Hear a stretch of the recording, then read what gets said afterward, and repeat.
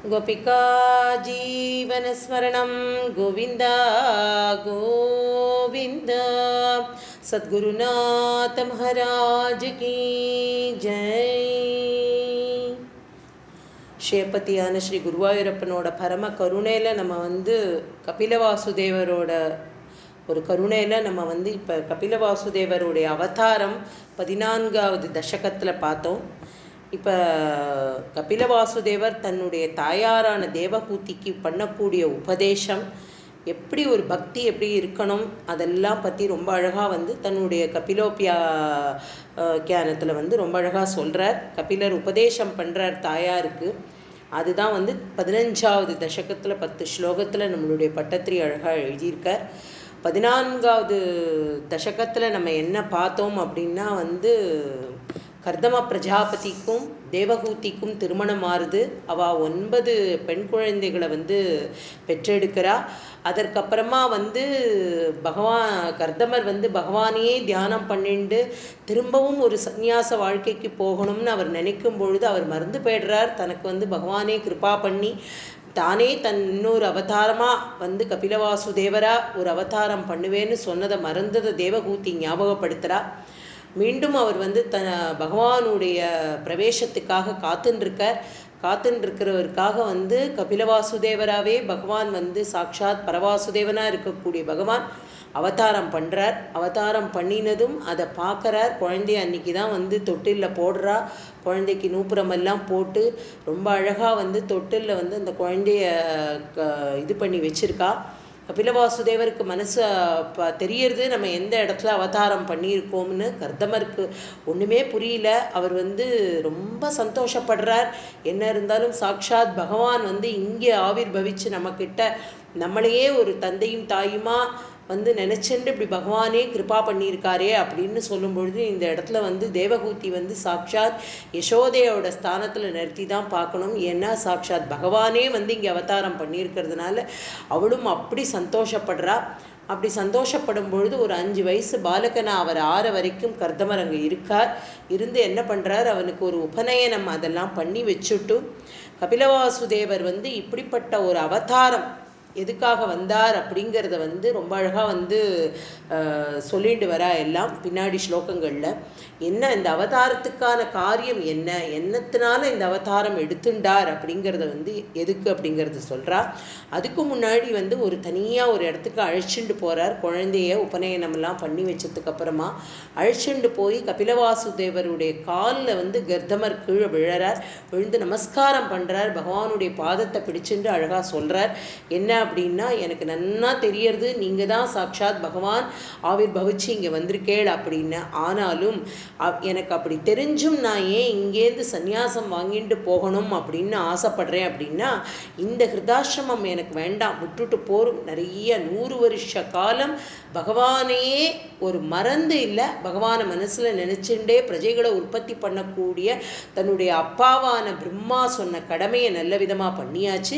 இப்போ இதுலேருந்து மீறி எனக்கு உங்களையே தியானம் பண்ணிட்டு இருக்கக்கூடிய ஒரு வாழ்க்கை வேணும்.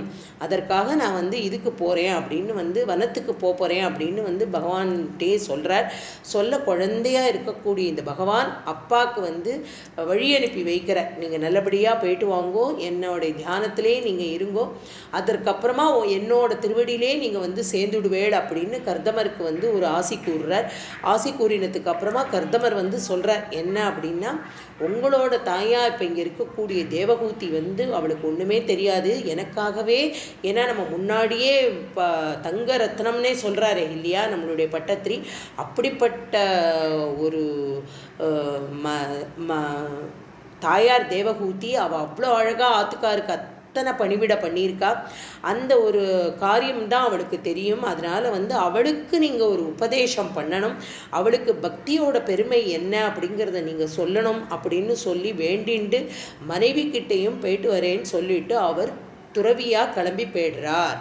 அப்போ வரைக்கும் சாக்ஷாத் கபிலவாசுதேவனா வந்திருக்கக்கூடிய இந்த அவதாரத்துக்கு என்ன பெரிய முக்கியமான காரணம் அப்படின்னா, ரொம்ப காலமாக ஒரு பெரிய தத்துவம் மறைஞ்சு இருந்தது இந்த உலகத்தில். என்ன அப்படின்னா சாங்கிய யோகம். சாங்கிய யோகம் அப்படின்னா என்ன அர்த்தம் அப்படிங்கிறது பின்னாடி சொல்கிறேன். அப்படிப்பட்ட அந்த மார்க்கம், அதாவது பகவானை அடையக்கூடிய மார்க்கத்தில் சாங்கிய யோகமும் ஒரு பிரதான மார்க்கமாக இருந்தது. அந்த மார்க்கத்தை அடையிற வழி என்ன அப்படிங்கிறத இந்த லோக்கத்தில் சொல்லணுங்கிறதுக்காக தான் இந்த சாங்கிய சாரணராகவே இவர் அவதாரம் பண்ணியிருக்கார் பகவான் அப்படிங்கிறா. அப்படிப்பட்டவர் என்ன அப்படின்னா, ஆத்ம சாட்சா்காரம் அப்படிங்கிறது என்ன அப்படின்னா பகவான் அப்படிங்கிறத புரிய வைக்கணும் அப்படிங்கிறதான் இந்த சாங்கிய யோகத்தினுடைய அர்த்தம். அந்த சாங்கிய இப்போ நம்ம நன்னா ஒரு கேள்வி கேட்கலாம். இப்போ கர்தமர் எய்தாப்பில் சாட்சாத் பகவான் தான் வந்திருக்கார் அப்படின்னு நன்னா தெரியறது. அவர் இந்த பகவான் கபிலவாசுதேவரையே தன்னுடைய குழந்தையாக பிறந்திருக்கிற பகவானையே ஸ்மரணை பண்ணிட்டு அவருடைய தன்னோட காலத்தை கழிக்கிறத விட்டுட்டு எதுக்காக இப்படி போய் வனவாசம் அப்படிங்கிற இடத்துல போய் ஒரு துறவு வாழ்க்கையை மேற்கொள்ளணும் அப்படின்னு ஒரு கேள்வி நம்ம கேட்டோம் அப்படின்னா, எப்போவுமே எந்த ஒரு வஸ்து நமக்கு பக்கத்திலேயே இருக்கோ அந்த வஸ்துனுடைய ஒரு அருமை பெருமை நமக்கு தெரியாமல் போயிடும். இப்போ இவர் பார்க்கக்கூடிய வஸ்து பரவஸ்துவாக இருக்கக்கூடிய இந்த பகவான் எப்படி வந்திருக்கார் அப்படின்னா இவருடைய குழந்தையாக பிறந்திருக்கார். அப்போ இந்த புத்திர வாத்சல்யம் தான் இருக்குமே தவிர இந்த பகவான் எல்லாத்துக்கும் மேற்பட்டவர் அப்படிங்கிற ஒரு எண்ணம் இவருடைய மனசில் வரவே வராது. அதனால் என்ன அப்படின்னா பக்கத்திலேயே இருந்துட்டா பகவானுடைய பெருமை தெரியாது, அவருடைய அருமை தெரியாது, அவர் எப்படிப்பட்ட கௌரவமானவர் அப்படிங்கிறது தெரியாது. ஏன் அப்படிங்கிறதுக்கு தசமஸ்கந்தத்தில் ஒரு இடத்த சொல்கிறா. இந்த மாதிரி பிரவச்சனகர்த்தாலாம் இது சொல்கிறா. என்ன அப்படின்னா, வசுதேவர் என்ன பண்ணுறாரா, ஒரு பெரிய கூட்டத்தை கூட்டுறார். அதாவது ஏதோ ஒரு பெரிய எல்லாரோடைய ஒரு ஆலோசனை கூட்டம் மாதிரி ஒரு கூட்டத்தை கூட்டுறார். அப்படி கூட்டும் பொழுது அதில் என்ன அப்படின்னா சாக்ஷாத் பகவான் கிருஷ்ணனும் அதில் இருக்கான். சாக்ஷாத் பகவான் கிருஷ்ணனும் அதில் இருக்கான். அப்படி இருக்கும் பொழுது என்ன ஆறுது அப்படின்னா, அவருக்கு அது அந்த இடத்துல புரிப்படலை. சாக்ஷாத் கிருஷ்ணரும் அங்கே இருக்காருங்கிறதெல்லாம் அவருக்கு தோணலை. சதஸில் வசுதேவர் கேட்குறார். என்ன கேட்குறார் அப்படின்னா, நான் கரையேறுறதுக்கு ஏதானும் ஒரு நல்ல மார்க்கத்தை சொல்லுங்கோ, நான் எப்படி கரையேறதுக்கு எனக்கு ஒரு வழி சொல்லுங்கோளே அப்படின்னு கேட்டதும் அங்கே இருக்கிறவாள்லாம் கொல்லுன்னு சிரிச்சு விட்றா.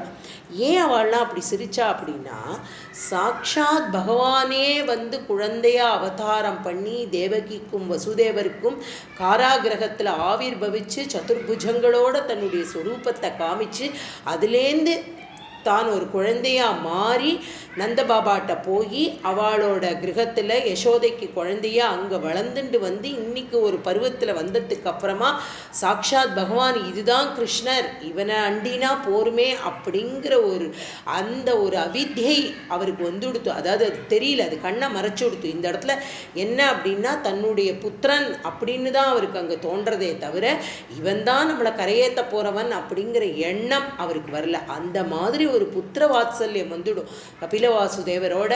ஆனால் அந்த பக்தி பகவான் அப்படிங்கிற ஒரு எண்ணம் வராது.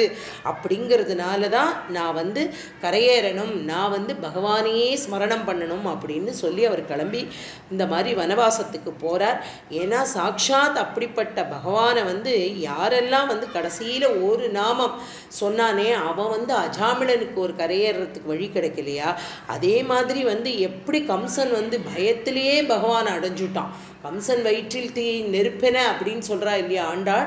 அப்போ அவனுக்கு பயத்தில் அப்படியே எப்போ பார்த்தாலும் கிருஷ்ணன் கிருஷ்ணன் கிருஷ்ணன் கிருஷ்ணன்ற அந்த பயமே அவனை அவனோட இடத்துல கொண்டு போய் சேர்த்து கொடுத்து.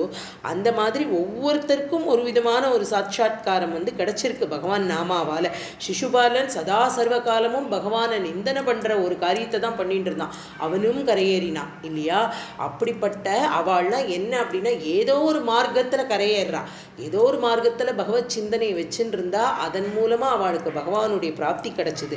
ஆனால் அதையே அந்த மாதிரியானது தான் இங்கே என்ன சொல்கிறா அப்படின்னா நாரதர் சொல்கிறார். என்ன சொல்கிறார் அப்படின்னா, சந்நிதர்ஷோகி அநாதன காரணம் அப்படிங்கிற. சந்நிதர்ஷோகின்னா நெருக்கமாக பக்கத்திலேயே இருந்துட்டு இருந்தால் அதனுடைய அருமை பெருமை தெரியாது. அதனால கர்தமர் இப்போ கிளம்பி வனவாசத்துக்கு கிளம்பி போயிடுறார். அப்படி கிளம்பி போகிற வரைக்கும் அந்த 14வது தசகத்தில் ரொம்ப அழகாக சொன்னார். இப்போ 15வது தசகத்தில் தாயாரோட கபிலாசிரமத்தில் தாயாரும் குழந்தையுமா இருக்கா. தேவகூதி தன்னுடைய கபிலவாசுதேவனா இருக்கக்கூடிய தன்னுடைய குழந்தை. இவாளுக்கெல்லாம் பல காலம் ஆகிதானே கபிலவாசுதேவர் அவதாரம் பண்ணியிருக்கார். அதனால கபிலவாசுதேவன் அத்தனை கைங்கரியம் அம்மாவுக்கு பண்ணுறான். தாயாரா அப்படியே எப்படி ஒரு புத்திர வாத்சல்யம் அம்மாவுக்கு இருக்கோ அதே மாதிரி மாத்ரு வாத்சல்யம் இந்த இடத்துல இந்த குழந்தைக்கும் இருக்குது. அத்தனையும் இந்த குழந்தை அம்மாவை ரொம்ப ஆசையாக பார்த்துக்கிறான். அதை பார்த்து பார்த்து பூரிச்சு போயிடுறா தேவகூதி. அப்போ தேவகூதியினுடைய மனசு எப்படி இருக்குது அப்படிங்கிறது மூலமாக முதல் ஸ்லோகத்தில் ஆரம்பிக்கிறார். மதிரிகி குணசக்தா பந்த கிருத்தேஷ்வசக்தா त्वममृतु कृतु परुन्ते भक्तियोगस्तु सिद्धिं शक्तिं महतनुकमलभ्या भक्तिरेवात्र साध्या कपिलतनुरिति त्वं தேவகூத்யை நெகாதி.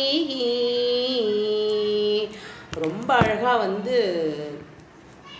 பட்டத்திரி ரொம்ப அருமையாக 10 ஸ்லோகத்தை அப்படியே கபிலவாசு இது அப்படிப்பட்ட ஒரு இதுவே ஒரு தசகமே அங்கே கொடுத்துருக்கா இதில் பாகவதத்தில். பட் ரொம்ப அழகாக இவர் தன்னுடைய 10 ஸ்லோகங்கள்லேயே கபிலர் எப்படி ஒரு உபதேசம் பண்ணுறார் அப்படிங்கிறத ரொம்ப அழகாக சொல்கிறார். என்ன அப்படின்னா ஒரு யோகம் அப்படிங்கிறது என்ன அப்படின்னா சித்தவிருத்தி. சித்தவிருத்தின்னா மனசில் மேலே மேலே மேலே மேலே எண்ண அலைகள் வந்துட்டே இருக்கு இல்லையா, அதுக்கு பேர் தான் சித்தவிருத்தி அப்படின்னு அர்த்தம்.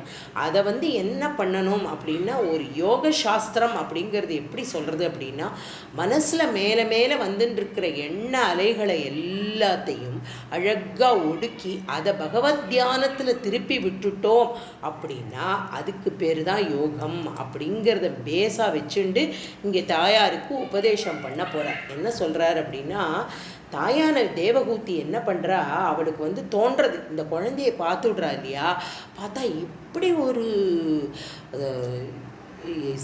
உபனிஷத்துக்கும் இதுக்கும் எதுக்குமே சொல்ல முடியாத அளவுக்கு இருக்கக்கூடிய இந்த பரபிரம்ம தத்துவம் நம்மாத்து புழக்கடையில் உட்காந்து இப்படி விளையாடிண்டு எனக்கு ஒரு உபதேசம் பண்ண ஒரு குழந்தையா இவன் இருப்பானா அப்படின்னு அவன் மனசில் ஒரு கேள்வி வருது. அதை பார்த்துட்டு இந்த குழந்தைகிட்ட போய் இப்போ என்னன்னா அந்த குழந்தை பண்ணுற கைங்கரியத்தெல்லாம் பார்த்து இந்த குழந்தைய போய் மாத்ரு வாத்சல்யத்தில் ஆசையாக கட்டிக்கிறதா இல்லை ஒரு குருவாக வச்சுட்டு இவன்கிட்ட உபதேசத்தை வாங்கிக்கிறதுக்காக ஒரு நமஸ்காரம் பண்ணணுமா அப்படின்னு இந்த தாயாருடைய மனசில் ஒரு கேள்வி வருது. அதில் ஜெயிக்கிறா தாயார். ஒரு குரு உபதேசமாக தான் நம்ம குழந்தைகிட்ட நம்ம கேட்கணும். ஏன்னா இவன் சாட்சாத் பகவான்னு தெரியறதே, அப்போ பகவான்கிட்ட தானே அந்த உபதேசத்தை வாங்கிக்கணும்னு தாயார் நினச்சிட்டு என்ன பண்ணுறா அப்படின்னா ரொம்ப அதிவிவேகமான தாயார் இல்லையாவ.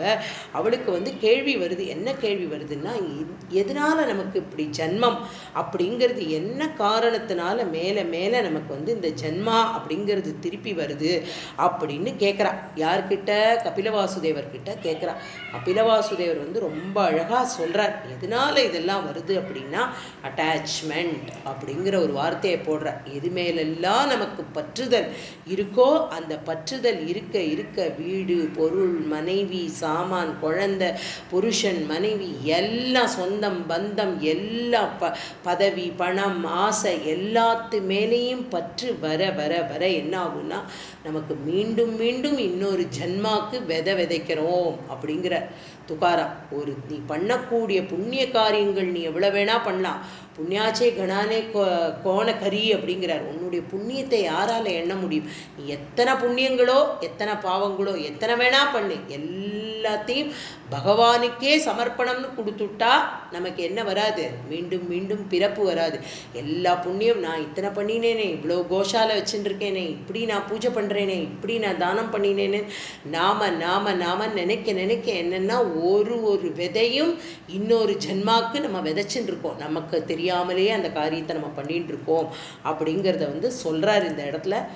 மனசுக்கு எந்த விஷயத்தில் பற்றுதல் இருக்கோ அதுவே ஜென்மா வரத்துக்கு காரணமாக இருக்கு அம்மா அப்படின்னு அம்மாட்ட சொல்கிறார். அப்போ தாயார் வந்து கேட்குறா, நீ இப்படி சொல்லிட்டியேடா, ஆனால் இந்த மாதிரியான பற்று என்னை விட்டு போகணும்னா நான் என்ன பண்ணணும் அப்படின்னு அம்மா கேட்குறா. அவர் ஒரு வார்த்தைக்கும் அம்பே அம்பேன்னு சொல்லி சொல்லி தாயார் தாயார்னே தான் உபதேசம் பண்ணுறார். ஏதோ குருஸ்தானத்துக்கு நம்ம போயிட்டதுனால வந்து அந்த மாதிரி இல்லை, தன்னுடைய வாத்சல்யம் மாத்ரு வாத்சல்யத்தில் அம்மாவுக்கு அந்த உபதேசங்களை ரொம்ப அழகாக சொல்கிறார். அப்போ என்ன சொல்கிறார் அப்படின்னா, இதுலேருந்து எப்படிப்பா நான் மீண்டு வருவேன், இது எப்படி இந்த பற்றுதல் எல்லாம் என்னை விட்டு போகும் அப்படின்னு அவர் வந்து கேட்குறதுக்கு வந்து கபில வாசுதேவர் ரொம்ப அழகாக சொல்கிறார். என்ன அப்படின்னா, ஒரு பெரிய சாதனம் இருக்குமா, அந்த சாதனத்தினால தான் நம்ம இதை அடைய முடியும் அப்படின்னு சொல்கிறார். சொன்ன உடனே தாயாருக்கு பயங்கர சந்தோஷம். என்ன சாதனம் அது, நான் என்ன பண்ணினா எனக்கு இது நடக்கும் அப்படின்னு கேட்கும் பொழுது, பக்தி அப்படிங்கிற ஒரு சாதனத்தினால தான் இதுலேருந்து இந்த பற்றுதல்லேருந்து வெளியில் வர முடியும் அப்படிங்கிறார். என்ன ஒரு காரியம் பண்ணினாலும் எதிலெல்லாம் நம்ம பற்று வைக்கிறோமோ அதை எல்லா பற்றையும் அப்படியே பகவானிடத்தில் திருப்பினோன்னா அதுவே பக்தி அப்படிங்கிறத வந்து ரொம்ப அழகாக சொல்கிறார். சொன்ன உடனே தாயாருக்கு வந்து பாவம் இல்லையா, அவளுக்கு இத்தனை காலம் எதுவுமே தெரியலையே, தன்னுடைய ஆத்துக்காருக்கு சிசுருஷை பண்ணுறதை தவிர வேற எதையுமே அவள் அனுபவிக்கலை, அதை ரசிக்கலை, அது தெரியல அவளுக்கு. அப்போ தான் அவர் வந்து சொல்கிறார், கர்தமர் வந்து சொல்கிறார் இல்லையா, என்ன சொல்கிறார், எனக்கு சாட்சாத்காரமாக பகவான் கருடாரூடனாக வந்தப்ப என்ன சொல்லிட்டு போனார் அப்படிங்கிறத வந்து தேவகூத்திக்கு முதல் நாள் திருமணமான அன்னிக்கே சொல்கிறார். எப்படி வந்தார், எப்படி கருடாரூடனாக இருந்தார், எப்படிப்பட்ட சாட்சாத்காரத்தை நான் பார்த்தேன் அப்படின்னு அவருடைய மந்தகாச புன்னகையே தன்னுடைய ஆத்துக்கார் முகத்தில் பார்த்து அதிலேயே ரமிச்சிருந்தாளே தவிர அப்படிப்பட்ட சாட்சாத்காரம் எது அப்படின்னு அவர் ரசிக்க தெரியல அவளுக்கு. அதை உபதேசம் பண்ணுறார், எங்கே வரணும் அப்படிங்கிறத சொல்கிறார். அப்போ கேட்குற அம்மா, எப்படிப்பா எனக்கு இந்த பக்தி அப்படிங்கிறது எப்படி எனக்கு வரணும், எப்படி வரும், அதுக்கு நான் என்ன பண்ணணும் அப்படின்னு கேட்ட உடனே கபிலர் வந்து ரொம்ப அழகாக சொல்கிறார். என்ன அப்படின்னா, சத்சங்கம் ஒன்று தான் பக்தியை வந்து கொண்டு கொடுக்கும். மகான்களுக்கு பண்ணக்கூடிய சேவை, மகான்களுக்கு எல்லா அவளுடைய குணாதிசயங்களை எல்லாம் தெரிஞ்சுக்கிறது, அவளுடைய குண கதைகளை எல்லாம் கேட்கிறது, என்னைக்கும் பகவானுடைய சமீபமாகவே இருக்கக்கூடிய ஒரு சத்சங்கத்தில் நம்ம கலந்துட்டோம்னா நம்மளும் மாத்திரம் இல்லை, ஏதோ ஒன்று காதில் வந்து விழ வச்சு நம்ம மனசை, நம்மளுடைய இந்த சித்தவருத்தியை எல்லாத்தையும் பகவானிடத்தில் கொண்டு போய் அந்த ஒரு சத்சங்கம் வச்சுடும். அந்த ஒரு காரியம் பண்ணணும், அப்படி பண்ணதான் பக்தி வரும் அப்படிங்கிறார். அதையே வந்து பாகவதத்தில் இன்னும் ரொம்ப விமரிசையாக ரொம்ப அழகாக எழுதியிருக்கா. என்ன சொல்கிறா அப்படின்னா, பகவத்கீதையில் வந்து பகவான் என்ன சொல்கிறான் அப்படின்னா, ஜன்ம மிருத்யு ஜராவியாதி துக்க தோஷான தர்ஷனம் அப்படிங்கிறான். என்ன அப்படின்னா, இதுக்கு என்ன அப்படின்னா, ஒருத்தனுக்கு ஞானியாக அவனுக்கு அந்த மார்க்கத்துக்கு போகும் பொழுது என்னெல்லாம் தோன்றது அப்படின்னா, எது ரொம்ப முக்கியமான விஷயங்கள்லேருந்து விடுபடணும் அப்படின்னு அவன் நினச்சி பார்க்கணுமா. அதாவது ஒரு ஞானியாக ஆகணும், அதாவது இதெல்லாத்துலேருந்து பற்றி என்னை விட்டு போகணும் அப்படின்னு யார் ஒருத்தன் ஆசைப்படுறானோ அவன் எதை நினைக்கணும்னு சாக்ஷாத் பகவான் பகவத்கீதையில் வந்து சொல்கிறார். என்ன சொல்கிறார் அப்படின்னா, பிறப்பு, இறப்பு, மூப்பு, நோய், துன்பம், இந்த தோஷம், இது எல்லாத்தையும் நினச்சி பார்த்துட்டே இருக்கணுமா. எப்படி அப்படின்னா, ஜன்மா அப்படின்னா ஒரு யோனி மூலமாக நமக்கு கிடைக்கக்கூடிய ஜென்மா எப்படி நமக்கு கிடச்சிருக்கு, என்ன ஜென்மாவில் நம்ம வாழ்ந்துட்டு இருக்கோம், இந்த ஜென்மாவில் நம்ம என்ன பண்ணினோம், என்ன பண்ணலை, எப்படிப்பட்ட பாவங்களை சேர்த்தோம், எப்படிப்பட்ட புண்ணியங்களை சேர்த்தோம், இப்படி இதை பற்றி யோஜனை பண்ணிகிட்டே இருக்கணுமா. அப்புறம் இப்படிப்பட்ட ஒரு சரீரம் நமக்கு வந்ததுக்கு அப்புறமா இந்த சரீரம் எங்கே போகிறது, யாராக இருந்தாலும் பிறந்தவா ஒரு நாள் இறப்பு அப்படிங்கிறது நிதர்சனமான உண்மை. ஏன்னா இது என்னைக்கு வருங்கிறத பகவான் வந்து நம்மளோட புத்திக்கு இன்ன வரைக்கும் கொடுக்கல. இன்னைக்கு அது வந்து யாருக்கு கொடுத்தா, நம்மளுடைய பரீட்சத்துக்கு தெரிஞ்சது 7 நாளைக்கு அப்புறம் என்னுடைய காலம் முடிய போகிறதுன்னதும் அவன் புத்தி போய் அழலை, பெருசாக கதறலை, ஐயோ நான் போயிடுவேனே இன்னும் கொஞ்சம் சேர்த்து வைக்கணுமான்லாம் யோசிக்கலை, நேராக பகவத் தியானத்துக்குத்தான் அவன் புத்தியை செலுத்தினான் இல்லையா. அப்படி எல்லாருக்கும் கிடைச்சிடாது. அதனால தான் பகவான் மாயையில் யாருக்கு இறப்பு அப்படிங்கிற ஒரு விஷயத்த சொல்லவே இல்லை, தெரியாதே, யாருக்கு தெரியும்? இன்னைக்கு இருக்கிறவா நாளைக்கு இல்லைன்னு அழகாக வாசலில் நியூஸ் பேப்பரில் பார்த்து விட்றோமே, ஆபிச்சுவரி காலத்தில் அவளை பார்க்குறோம். ஆனால் இது எப்படி அப்படின்னா, ஒரு ஞானியாக நம்மளை நாமளே புரிஞ்சு ஆத்ம விசாரம் பண்ணணும்னு நினைக்கக்கூடிய ஒவ்வொருத்தரும் இதையெல்லாம் யோசிக்கணும். அடுத்த மிருத்யு மரணம் அப்படிங்கிறது எப்படி இருக்கும் அப்படிங்கிறதையும், அது என்ன அப்படின்னா, ஒரு மரணம் அப்படின்னா சாதாரணம் இல்லையா, சகல மர்மங்களையும் பிச்சு எடுக்குமா அந்த வலி அப்படிங்கிறத பாகவதம் அவ்வளோ அழகாக சொல்கிறது. ஒரு மரணம் அப்படின்னா ஏதோ படுத்துட்டு இருந்தா அவள் போயிட்டா அப்படின்னு நம்ம சொல்லுவோம். அவள் உள்ள என்ன அனுபவிச்சான்னு தெரியாது. தன்னுடைய கர்மா போகிற வரைக்கும் அவள் அதை அனுபவிச்சு தான் போவா. அதை சொல்கிறா. அதுக்கப்புறமா ஜரா அப்படின்னா எல்லாருக்கும் தெரியக்கூடியது, எல்லாரும் பரிகசிக்கிறது. நம்ம பரிகசிக்கிறோம் வயசானவாளை பார்த்து இல்லையா. ஒரு சாதாரண புத்தி உள்ளவாளுக்கு அது தோணும், ஐயோ அவளுக்கு வயசாகிடுது, ஓ வயசானாலே இப்படி தான் அப்படின்ற ஒரு வார்த்தையை போடுறோம். அந்த வயசு, அந்த கிழற்றுத்தன்மை நமக்கு வரத்துக்கு எவ்வளவு நேரம் ஆகும், எத்தனை வருஷ காலத்தில் அது வந்துடுமே. நமக்கு திரும்பி பார்த்தா ஒரு நாள், ஒரு நம்மளுடைய வாழ்க்கையில் ஒரு நாள் இன்னைக்கு கடந்து போயிடுத்துன்னா நம்மளுடைய வயசில் ஒரு வயசுக்கான ஒரு நாள் ஜாஸ்தியாகுது அப்படிங்கிறத நம்ம புரிஞ்சுக்கணும் இல்லையா. அந்த ஒரு கிழத்தன்மையை பற்றி கூடாது, அது நமக்கும் சேரும். வியாதி அப்படிங்கிறார். வியாதி அப்படின்னா ரொம்ப நீச்சமானது அப்படிங்கிறார். எந்த வியாதியில் நம்மளை நாமளே வெறுக்கக்கூடிய ஒரு நிலைமைக்கு வந்துடுவோமா, அந்த ஒரு வியாதி நமக்கு வராமல் இருக்கணுங்கிறத நினைக்கணும். ஒரு துக்கம் அப்படின்னா என்னது துக்கம் அப்படின்னா, நம்மளோடையே ஒட்டி உறவாடி நமக்காகவே வாழ்ந்து நம்ம வாழுக்காகவே வாழ்ந்தவா நம்மளை விட்டு போயிட்டா அப்படின்னா என்ன ஒரு துக்கம் வருமோ, எந்த ஒரு சோகம் வருமோ, இதை எல்லாத்தையும் ஒருத்தன் நினைச்சுட்டே இருந்துட்டு, இது எல்லாத்துலேருந்தும் மீறி நம்மளுடைய மனசு அப்படிங்கிறது ஒன்று இருக்குது அப்படின்னு ஒருத்தன் புரிஞ்சுட்டான்னா இந்த தோஷம் அவனை ஒட்டவே ஒட்டாது. அதாவது இது எல்லாத்துக்கும் மீறி ஒரு ஆத்மஸ்வரூபமாக இருக்கக்கூடிய பகவானையே சிந்தனம் பண்ணணும் அப்படிங்கிற விஷயத்தை சொல்கிறா. அதை தான் இந்த இடத்துல பகவத்கீதையில் ரொம்ப அழகாக கிருஷ்ணர் சொல்கிறார். அப்படிப்பட்ட பகவானை எப்படி பஜிக்கணும் அப்படின்னா, இதெல்லாம் இப்போ தேவகூதிக்கு தெரிய வருது.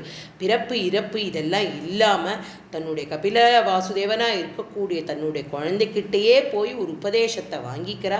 இப்போ பகவான் கபில வாசுதேவராக இருக்கக்கூடிய பகவான் எப்படி இந்த அஜ்ஞானம் போகும், இந்த பக்தி யோகம் அப்படிங்கிறது என்ன அப்படிங்கிறதுனா, வெறும் புஸ்தகத்தை படிக்கிறதுனாலையோ இல்லை பெருசாக தவம் இதெல்லாம் பண்ணுறதுனாலையோ இல்லை.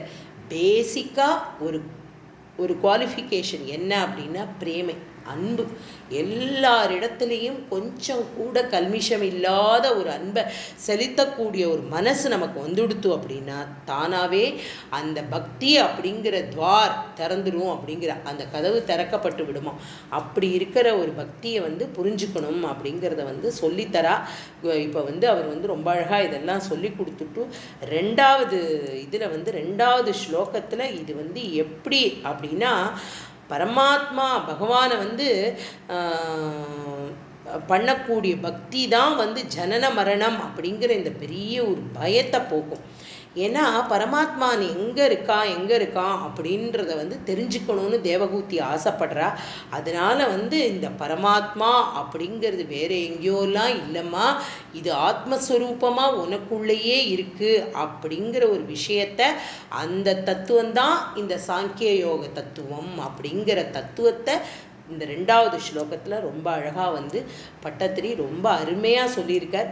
என்ன அப்படின்னா, प्रकृति महदहंकार मात्राश्च भूतानपि हृदबिन्दसाक्षी पूरुष पंचविंशः इति विदित विभागो मुच्यते सौ प्रकृत्या कपिलतनुरिति त्वं देवहूत्यै नेगादीः. அதாவது இந்த இடத்துல எவ்வளோ அழகாக சொல்கிறார் அப்படின்னா, இந்த பிரகிருதி அப்படிங்கிறது என்ன, இந்த நம்ம முன்னாடியே இந்த அஷ்டாங்க யோகம் அப்படிங்கிறத நம்ம முன்னாடியே பார்த்தோம். நம்ம 4வது இதுலேயே சாப்டர்லேயே அதை பற்றி நிறையா படித்தோம். இருந்தாலும் இந்த இடத்துல பிரகிருதி இதை என்ன அப்படின்னா, இந்த சாங்கிய யோகம் அப்படின்னா என்ன அர்த்தம் அப்படின்னா, சாங்கியம்னா கவுண்டிங், எண்றது. அதை வந்து எண்ணியே சொல்கிறாராம். இதெல்லாம் என்ன பண்ணினா எதெல்லாம் நம்மளை விட்டு போனா அப்படிங்கிறத வந்து அந்த ஆத்மஸ்வரூபம் எப்படி இருக்கும் அப்படிங்கிறத வந்து சொல்கிறார். என்ன சொல்கிறார் அப்படின்னா, ரொம்ப அழகாக வந்து இந்த இடத்துல வந்து ஒரு ஃபுல் அத்தியாயம் சாங்கிய யோகத்துக்கு ஒரு முழு அத்தியாயத்தில் பாகவதத்தில் எக்ஸ்ப்ளனேஷன் கொடுத்துருக்கா. ஸ்லோகங்கள் இருக்குது. ஆனால் பட்டத்திரி வந்து ஒரே ஒரு ஸ்லோகத்தில் அதோட ரச்சனையே ரச்சனை. அவர் அப்படி எழுதுறார் அப்படின்னா பிரத்யக்ஷமாக பகவான் குருவாயூரப்பனுடைய கருணை அதில் நன்னா தெரியுது. சாங்கியம் அப்படின்னா கவுண்டிங். இப்போ வந்து அவர் வந்து சொல்கிறார் என்னெல்லாம் அப்படின்னா, என்னெல்லாம் கவுண்ட் பண்ணுறார். 5 தன்மாத்திரைகள், 5 ஞானேந்திரியம், 5 கர்மேந்திரியம், 5 பஞ்சபூதங்கள், மனஸ், புத்தி, சித்தம், அகங்காரம் அப்படிங்கிற இந்த 4. அப்போ எவ்வளவாச்சு? 5. அதாவது ஞானேந்திரிய தன்மாத்திரைகளாக இருக்கக்கூடிய 5 தன்மாத்திரைகள், ஞானேந்திரியம் சேர்த்து 5 5 10, கர்மேந்திரியம் இன்னொரு 5, அது வந்து இன்னொரு 10, அப்போ 5. அதுக்கப்புறம் பஞ்சபூதம் அது ஒரு 10, மொத்தமாக சேர்த்து 20 ப்ளஸ் மனஸ், புத்தி, சித்தம், அகங்காரம் இதனாலையும் சேர்த்தா 24 தத்துவம் அப்படின்னு நம்ம முன்னாடியே பார்த்துருக்கோம் இல்லையா? அந்த 24 தத்துவம் அப்படிங்கிறதையும் தாண்டி 25ஆ இருக்கக்கூடிய மகா தத்துவம் எது அப்படின்னா சாக்ஷாத் பகவான் அப்படிங்கிறத புரிஞ்சுக்கணும் அப்படிங்கிறத தாயாருக்கு சொல்கிறார். இதெல்லாம் என்னது அப்படின்னா, இந்த மனசு, புத்தி, பிரகிருதி இதெல்லாம் பஞ்சபூதம். நம்மளுடைய சரீரமே பஞ்சபூதத்தால் ஆனது அப்படின்னு நம்ம முன்னாடியே பார்த்துன்னு வந்தோம் இல்லையா? இது எல்லாம் சேர்த்து இந்த 24 என்ன அப்படின்னா பிரகிருதி அப்படிங்கிற அந்த வார்த்தைக்கு பிரகிருதி அப்படின்னா இதில் தான் நம்மளுடைய ஜீவன் இருக்குது. இந்த இதில் தான் நம்ம அப்படியே ஒன்றி போயிடுறோம். இந்த ஜீவன் எதில் இருக்குது? இந்த பிரகிருதி இந்த 24 சார்ந்து இருக்குது. இந்த 24 சார்ந்து இருக்கிறதுலேருந்து தனிச்சு இது எல்லாத்தையும் ஒரு பக்கமாக தள்ளி வச்சிடணும். இந்த 24 தள்ளிட்டு 25ஆவதா என்ன இருக்குது அப்படின்னா அதுதான் அந்த 25ஆவதா இருக்கக்கூடிய தத்துவம், அந்த ஆத்ம தத்துவம்னு சொல்கிறா இல்லையா? அதுதான் பகவான் அப்படிங்கிறத வந்து புரிஞ்சுக்கணும். அதுதான் சுத்த சைத்தன்யம் அப்படிங்கிற. அப்படிப்பட்டது வந்து தெரியலை அப்படிங்கிறதுக்கு என்ன காரணம்? அதை நம்மளால் புரிஞ்சுக்க முடியல அப்படின்னா அந்த இக்னரன்ஸ், அந்த இக்னரன்ஸுக்கு பேர் தான் அவித்யை அப்படின்னு சொல்கிறா. இந்த அவித்யை அப்படிங்கிறது வந்து ஆத்மஸ்வரூபம், பகவானை அறியணும், பகவானை தெரிஞ்சுக்கணும் அப்படிங்கிறது வந்து எப்போ கிடைக்கும் அப்படின்னா சாக்ஷாத் ஒரு குருவினுடைய கிருப்பை இல்லாமல் இது கிடைக்கவே கிடைக்காது. ஏன் சாக்ஷாத் குருவினுடைய கிருப்பை வேணும் அப்படின்னா குரு ஒருத்தர் தான் பக்தி பண்ணுறதுக்கு சொல்லித்தரவர் இல்லையா? இப்போ முதல் ஸ்லோகத்தில் பகவானை எப்படி பிராப்தி பண்ணணும், பகவானை எப்படி அடையணும், அந்த பகவானை எப்படி பார்க்கணும், இந்த ஆத்மஸ்வரூபம்ன்ற ஒரு பெரிய தத்துவத்தை இந்த இடத்துல சொல்கிறாரே. இது எங்கேயுமே தேட வேண்டாமா? உன்னோட சரீரத்திலேயே உன்னுடைய வாழ்க்கையிலேயே இருக்கக்கூடிய இந்த 24 தள்ளி வச்சுட்டு உனக்குள்ளேயே நீ பார்த்தன்னா 25ஆவதா ஒரு ஜோதி இருக்குது பற்றியா? அதுதான் ஆத்மா அப்படிங்கிற ஒரு பெரிய ஞானத்தை தாயாருக்கு வந்து உபதேசம் பண்றார். அப்படி பண்ணும் பொழுது என்ன அப்படின்னா அது ஒரு குருஸ்தானத்திலேருந்து பண்ணும் பொழுது தான் அதை நம்மளால புரிஞ்சுக்க முடியும் அப்படிங்கிறத வந்து ரொம்ப அழகா வந்து இந்த ஸ்லோகத்துல வந்து பகவான் கபிலவாசுதேவராக இருக்கக்கூடிய பகவான் தேவகூதிக்கு சொன்னார் அப்படிங்கிறத வந்து குருவாயூரப்பன்கிட்ட கேட்குறார். நீ தான் இப்படி வந்து கபிலவாசுதேவனா வந்து தேவகூதிக்கு சொன்னேளா? நெகாதீஹி தேவகூத்தியை நெகாதீஹி தேவகூத்தியை நெகாதீஹி அப்படின்னு சொல்கிறாரே, அப்படின்னா தேவகூதிக்கு நீங்கள் உபதேசம் பண்ணினேளா அப்படின்னு வந்து கேட்குறார். அதனால் வந்து இந்த ஒரு தேகத்தில் தான் ஆத்மா அப்படிங்கிற ஒரு விஷயம் இருக்குது அப்படிங்கிறத முதல்ல புரிஞ்சுக்கணும். ஏன்னா இந்த ஆத்மா வந்து எதோடையுமே போய் சார்ந்து இருக்காது இல்லையா? ஒரு இறப்பு அப்படின்னதுக்கு முன்னாடி நம்ம பார்த்தோம், அண்டங்களை பிளந்துண்டு அந்த ஆத்மா எங்கே போகிறது அப்படின்னு. சாட்சாத் வைகுண்டபதியாக இருக்கக்கூடிய பகவானை பார்க்கறதுக்கு அது வந்து அர்ச்சிராதி மார்க்கம் வழியாக போனால் அது யோக சாஸ்திரம், அஷ்டாங்க யோகத்தில் கடைசியாக இருக்கக்கூடியது. அதை பின்னாடி அடுத்த ஸ்லோகத்தில் வந்து சொல்ல போகிறேன். என்ன அப்படின்னா அப்படி போகிறது வந்து ஆத்மா நமக்குள்ளே தான் இருக்குது அப்படிங்கிறத வந்து உணரணும். அப்படின்னா என்ன அர்த்தம்? எல்லாரிடத்திலும் இருக்கக்கூடிய அந்த பிரேமை, அந்த அன்பு, அது ஒன்று தான் சாட்சாத்காரம். எல்லாருக்கும் ஒரே மாதிரி தான் பகவான் அதை வச்சிருக்கார் இல்லையா? அதில் கலக்கிறார். எதை கலக்கிறார் அப்படின்னா, இந்த மாயையாக இருக்கக்கூடிய ஜீவன் அப்படிங்கிறது போய் நமக்குள்ள கலக்கிறதுனால தான் இப்படிப்பட்ட ஒரு அவித்யைனா இக்னரன்ஸ் நமக்கு வந்துடுறது. நம்மளை விசாரம் பண்ணிக்க முடியும். இதிலெல்லாம் ஜெயித்து வந்தவா யார் அப்படின்னா, சாட்சாத் பகவான் ரமண மகரிஷி ஆத்ம விசாரம் பண்ணி தானே அவர் ஞானி ஆனார். அவருக்கு யாரு குரு அப்படின்னா ஒருத்தருமே இல்லையே. தானே தன்னை விசாரம் பண்ணுறார். பண்ண பண்ண பண்ண பண்ண அத்தனையும் சித்திக்கிறது அவருக்கு. அப்படிப்பட்ட ஒரு பெரிய மகான் பகவான் ரமணர்னு தான் அவருக்கு சொல்கிறோம் நம்ம வார்த்தை இல்லையா? அந்த மாதிரி ஒரு விசாரம் என்ன அப்படிங்கிறத 2வது ஸ்லோகத்தில் ரொம்ப அழகாக பட்டத்திரி சொல்கிறார். அப்புறம் 3வது ஸ்லோகத்தில்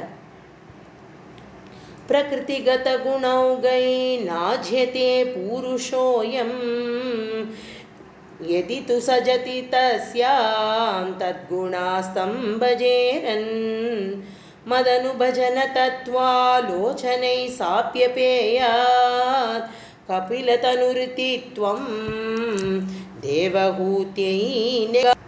இந்த ஸ்லோகத்தில் எவ்வளோ அழகாக சொல்கிறார் அப்படின்னா, இந்த ஷரீரம் அப்படிங்கிறது எப்படி இருக்குது அப்படின்னா, இது தேகத்துக்குன்னு ஒரு தர்மம் இருக்குது இல்லையா? இந்த உடம்புக்குன்னு ஒரு தர்மம் இருக்குது. என்ன மாதிரியான தர்மம்? தேக தர்மம் அப்படின்னா, திடீர்னு பார்ப்போம் அவள் நன்னா பார்த்துட்டே இருப்போம், ரொம்ப ஒல்லியாக அழகாக நன்னா இருந்திருப்பாளாக இருக்கும். அப்புறம் என்ன ஆச்சுன்னு தெரியாது, சாதாரணமாக பார்த்தா திடீர்னு ரொம்ப ஃபேட்டாக இருப்பாள், பார்த்தா பருத்து போயிருப்பா. அப்போ அவளை பார்த்தா ஆச்சரியமாக இருக்கும். சில பேர் நன்னா இருப்பா, திடீர்னு ஏதாவது உடம்புக்கு அப்படியே இழைச்சி துரும்பாக போயிருப்பா. அவளை பார்த்தா நமக்கே கவலையாயிடும் இல்லையா? ஸோ அந்த மாதிரி இந்த தேகம் அதற்குன்னு உள்ள தர்மத்தை பண்ணிகிட்டே இருக்கான். அதாவது உடம்பு பருக்கிறதா இருந்தாலும் சரி, இழைக்கிறதா இருந்தாலும் சரி, கிழத்தன்மை வரதா இருந்தாலும் சரி, தலையெல்லாம் நிறச்சி போகிறது, தோலெல்லாம் சுருங்கிறது, அதற்கப்புறமா இப்படியே இருந்து இருந்து ஒரு நாளைக்கு இந்த பிராணனும் விட்டு போகிறது அப்படிங்கிற மரணம் வரைக்கும் உள்ளத்துக்கான தேகத்துக்குன்னு இருக்கக்கூடிய தர்மம் என்ன அப்படிங்கிறத ரொம்ப அழகாக சொல்கிறார். அதுதான் தேகத்தோட தர்மம். பிராணன்னு ஒன்று இருக்கு இல்லையா? உள்ளுக்குள்ளே ஒன்று ஓடிண்டே இருக்கேன். கார்த்தால எழுந்திருந்ததுலேருந்து ராத்திரி படுத்துட்டு திருப்பி கார்த்தால படுக்கிற வரைக்கும் ஒரே தைலதாரையாக நம்மளுடைய மூச்சு காற்று அப்படியே சுவாசம் அப்படின்னு ஒன்று பண்ணிட்டு இருக்கோமே. அந்த பிராணத்துக்கு எதெல்லாம் என்ன தர்மம் அப்படின்னா, பசி தாகம். இது ரெண்டும் இல்லாமல் நம்மளால் இருக்க முடியுமா? முடியவே முடியாது. அது என்ன, அதெல்லாம் சித்த புருஷாளுக்கு மாத்திரமே பசியும் தாகமும் என்ன அப்படின்னா காற்றையும் ஜலத்தையுமே சுவாசம் பண்ணிட்டு வாழ்ந்தா அப்படின்னு நம்ம பார்க்குறோம். அதெல்லாம் வேற லெவல். சாதாரண ஜீவனாக இருக்கக்கூடியவாளுக்கு உள்ள பிராண தர்மம் எது அப்படின்னா பசி தாகம். வயிற்றுக்கு வேண்டிய பசி தோணும் அவளுக்கு, அப்படிப்பட்ட தாகம்.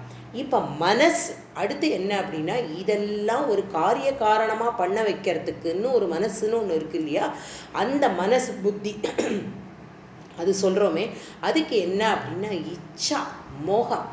எதை பார்த்து ஆசைப்படுறோம் அப்படிங்கிற ஒரு மோகம். அந்த மோகம் எங்கேருந்து அப்படின்னா, அது அதோட தர்மமாக, மனசோட தர்மம் ஒரு மோகிக்கிறது. எதையாவது பார்த்து ஆசைப்படுறது, அந்த பொருள் நமக்கு வேணும்னு ஆசைப்படுறது, அந்த இடத்துக்கு நம்ம போகணும்னு ஆசைப்படுறது, அந்த மாதிரி ஆசைப்படுற விஷயங்கள் எல்லாமே மோகம். அதுலேயே காமம். அதுக்கப்புறமா அதெல்லாம் நம்மளை விட்டு தொலைஞ்சு போயிடுது அப்படின்னா எப்படிப்பட்ட ஒரு சோகம் வருது இல்லையா? சோகம்னா துக்கம். இதெல்லாம் மனசுக்கான தர்மம், இதெல்லாம் மனசோட தர்மம். இப்போ என்ன அப்படின்னா, இது எல்லாத்துக்கும் நடுப்பற இப்படிப்பட்ட ஒரு சரீரம் இந்த ஜீவனுக்கு உள்ளுக்குள்ளே இருக்கக்கூடியதாக இருக்கிறது எது அப்படின்னா ஒரு பெரிய ரத்னம். அந்த ரத்னம் எது அப்படின்னா அதுதான் ஆத்மா. அந்த ஆத்மாங்கிற ரத்னம் என்னவா இருக்கு அப்படின்னா இந்த ஜீவனோட கலந்து, இது ஜீவன் ஒரு ரொம்ப ரொம்ப பரம ஞானியாக இருக்கக்கூடிய ஒரு ஜீவாத்மா. அவர்கிட்ட இருக்கக்கூடிய ஆத்மா எப்படி இருக்குது அப்படின்னா அது சௌக்கியமாக இருக்குது. ஒரு சாதாரணமாக, அதாவது ரொம்ப கீழ்த்தரமான எண்ணங்கள், நல்ல புத்தி இல்லை, நல்ல சேர்க்கை இல்லை, நல்ல வாழ்க்கை இல்லை, நல்ல சாப்பாடு இல்லை, இப்படியெல்லாம் தன்னையே கெடுத்துண்டு இருக்கிறவனுக்குள்ளேயும் ஒரு ஆத்மா இருக்குது இல்லையா? அந்த ஆத்மா என்ன அப்படின்னா அந்த ரத்தனமாக இருக்கக்கூடிய ஆத்மா சாக்கடையில் இருக்கிற மாதிரி அது. இப்போ இந்த சாக்கடையாக இருக்கக்கூடிய ஒரு ஜீவனுக்குள்ளே இருக்கிற ஆத்மாக்கு இந்த தோஷம் போகுமா அப்படின்னா போகாதுங்கிறார் கபில வாசுதேவர். இங்கே வந்து பகவான் சொல்கிறான், ஏன்னா இந்த ஆத்மா வந்து எப்படின்னா இந்த சாக்கடையிலேயே விழுந்திருந்தாலும் இந்த ரத்னத்தினுடைய மதிப்பு போகுமா? போகாது. இந்த ஆத்மாவுக்கு உள்ள மதிப்பு தான். அது வந்து எப்படி இருந்தாலும் மாறாது. அதனால என்ன பண்ணணும் அப்படின்னா நமக்கு நாமளே ஆத்ம விசாரம் பண்ணி நமக்குள்ளே இருக்கக்கூடிய சைத்தன்யத்தை, அதுதான் பகவத் ஸ்வரூபம் அப்படிங்கிறத உணரணும். அப்படிங்கிறத தான் வந்து இந்த 3வது ஸ்லோகத்தில் வந்து ரொம்ப அழகாக வந்து சொல்கிறார். அப்படிப்பட்ட ரத்னம் அப்படிங்கிறது வந்து எந்த தோஷங்களையும் அது அடையாது. எப்படி ஒரு சூரியனுடைய கிரணம் வந்து சாக்கடை அப்படிங்கிற இடத்துலையும் அதோட வெளிச்சம் படுறது, அதோட கிரணம் படுறது, ஒரு பெரிய யமுனையிலையோ கங்கையிலையோ அங்கேயும் படுறது. சூரியன் ஏக்கமாக தான் இருக்கான். இதனால ஏதாவது ஒரு தோஷம் சூரியனுக்கு போகிறதோ கிடையாது. அப்படி இல்லாமல் எப்படி எதில் பிரதிபலித்தாலும் சூரியனுக்கு அந்த தோஷங்கள் அடையிறது இல்லையோ, அதே மாதிரி பகவானுடைய பகவத் பஜனம், வேதாந்த ஸ்ரவணம், இதன் மூலமாக ஒருத்தன் வந்து ஜீவன் முக்தராக ஆறானோ அது ஒன்று தான் அவனுக்கு கைவல்யம். கைவல்யம்னா பாக்கியம் கிடைக்கக்கூடியது அப்படின்னு சொல்கிறார். அப்படிப்பட்ட ஒரு உபதேசத்தை தன்னுடைய தாயாருக்கு இந்த இடத்துல வந்து எப்படி தியானிக்கணும், இப்படிப்பட்ட ஒரு ஆத்ம சைத்தன்யமத்தை வந்து நீ உணரணும் அப்படின்னா அந்த பகவத் தியானத்தை எப்படி பண்ணணும் அப்படிங்கிறத வந்து ரொம்ப அழகாக வந்து 4வது ஸ்லோகத்தில் பட்டத்திரி ரொம்ப விதரணையாக விவரமாக சொல்கிறார். இதில் அதை பார்க்கலாம். விமலமதிருபாத்தைஹி ஆசனாத்யைர்மதங்கம் கருடசமதிரூடம் दिव्यभूषायुधाङ्गं रुचितुलिततमालं शीलये तानुवेलं कपिलतनुरितित्वं देवहूत्यै न्यगादीः. அதாவது 1000 வருஷ காலம் தன்னுடைய பர்த்தாவுக்கே கடமை பண்ணிகிட்டே இருந்தக்கூடிய பணிவிடை பண்ணினவர் தேவகூத்தி இல்லையா?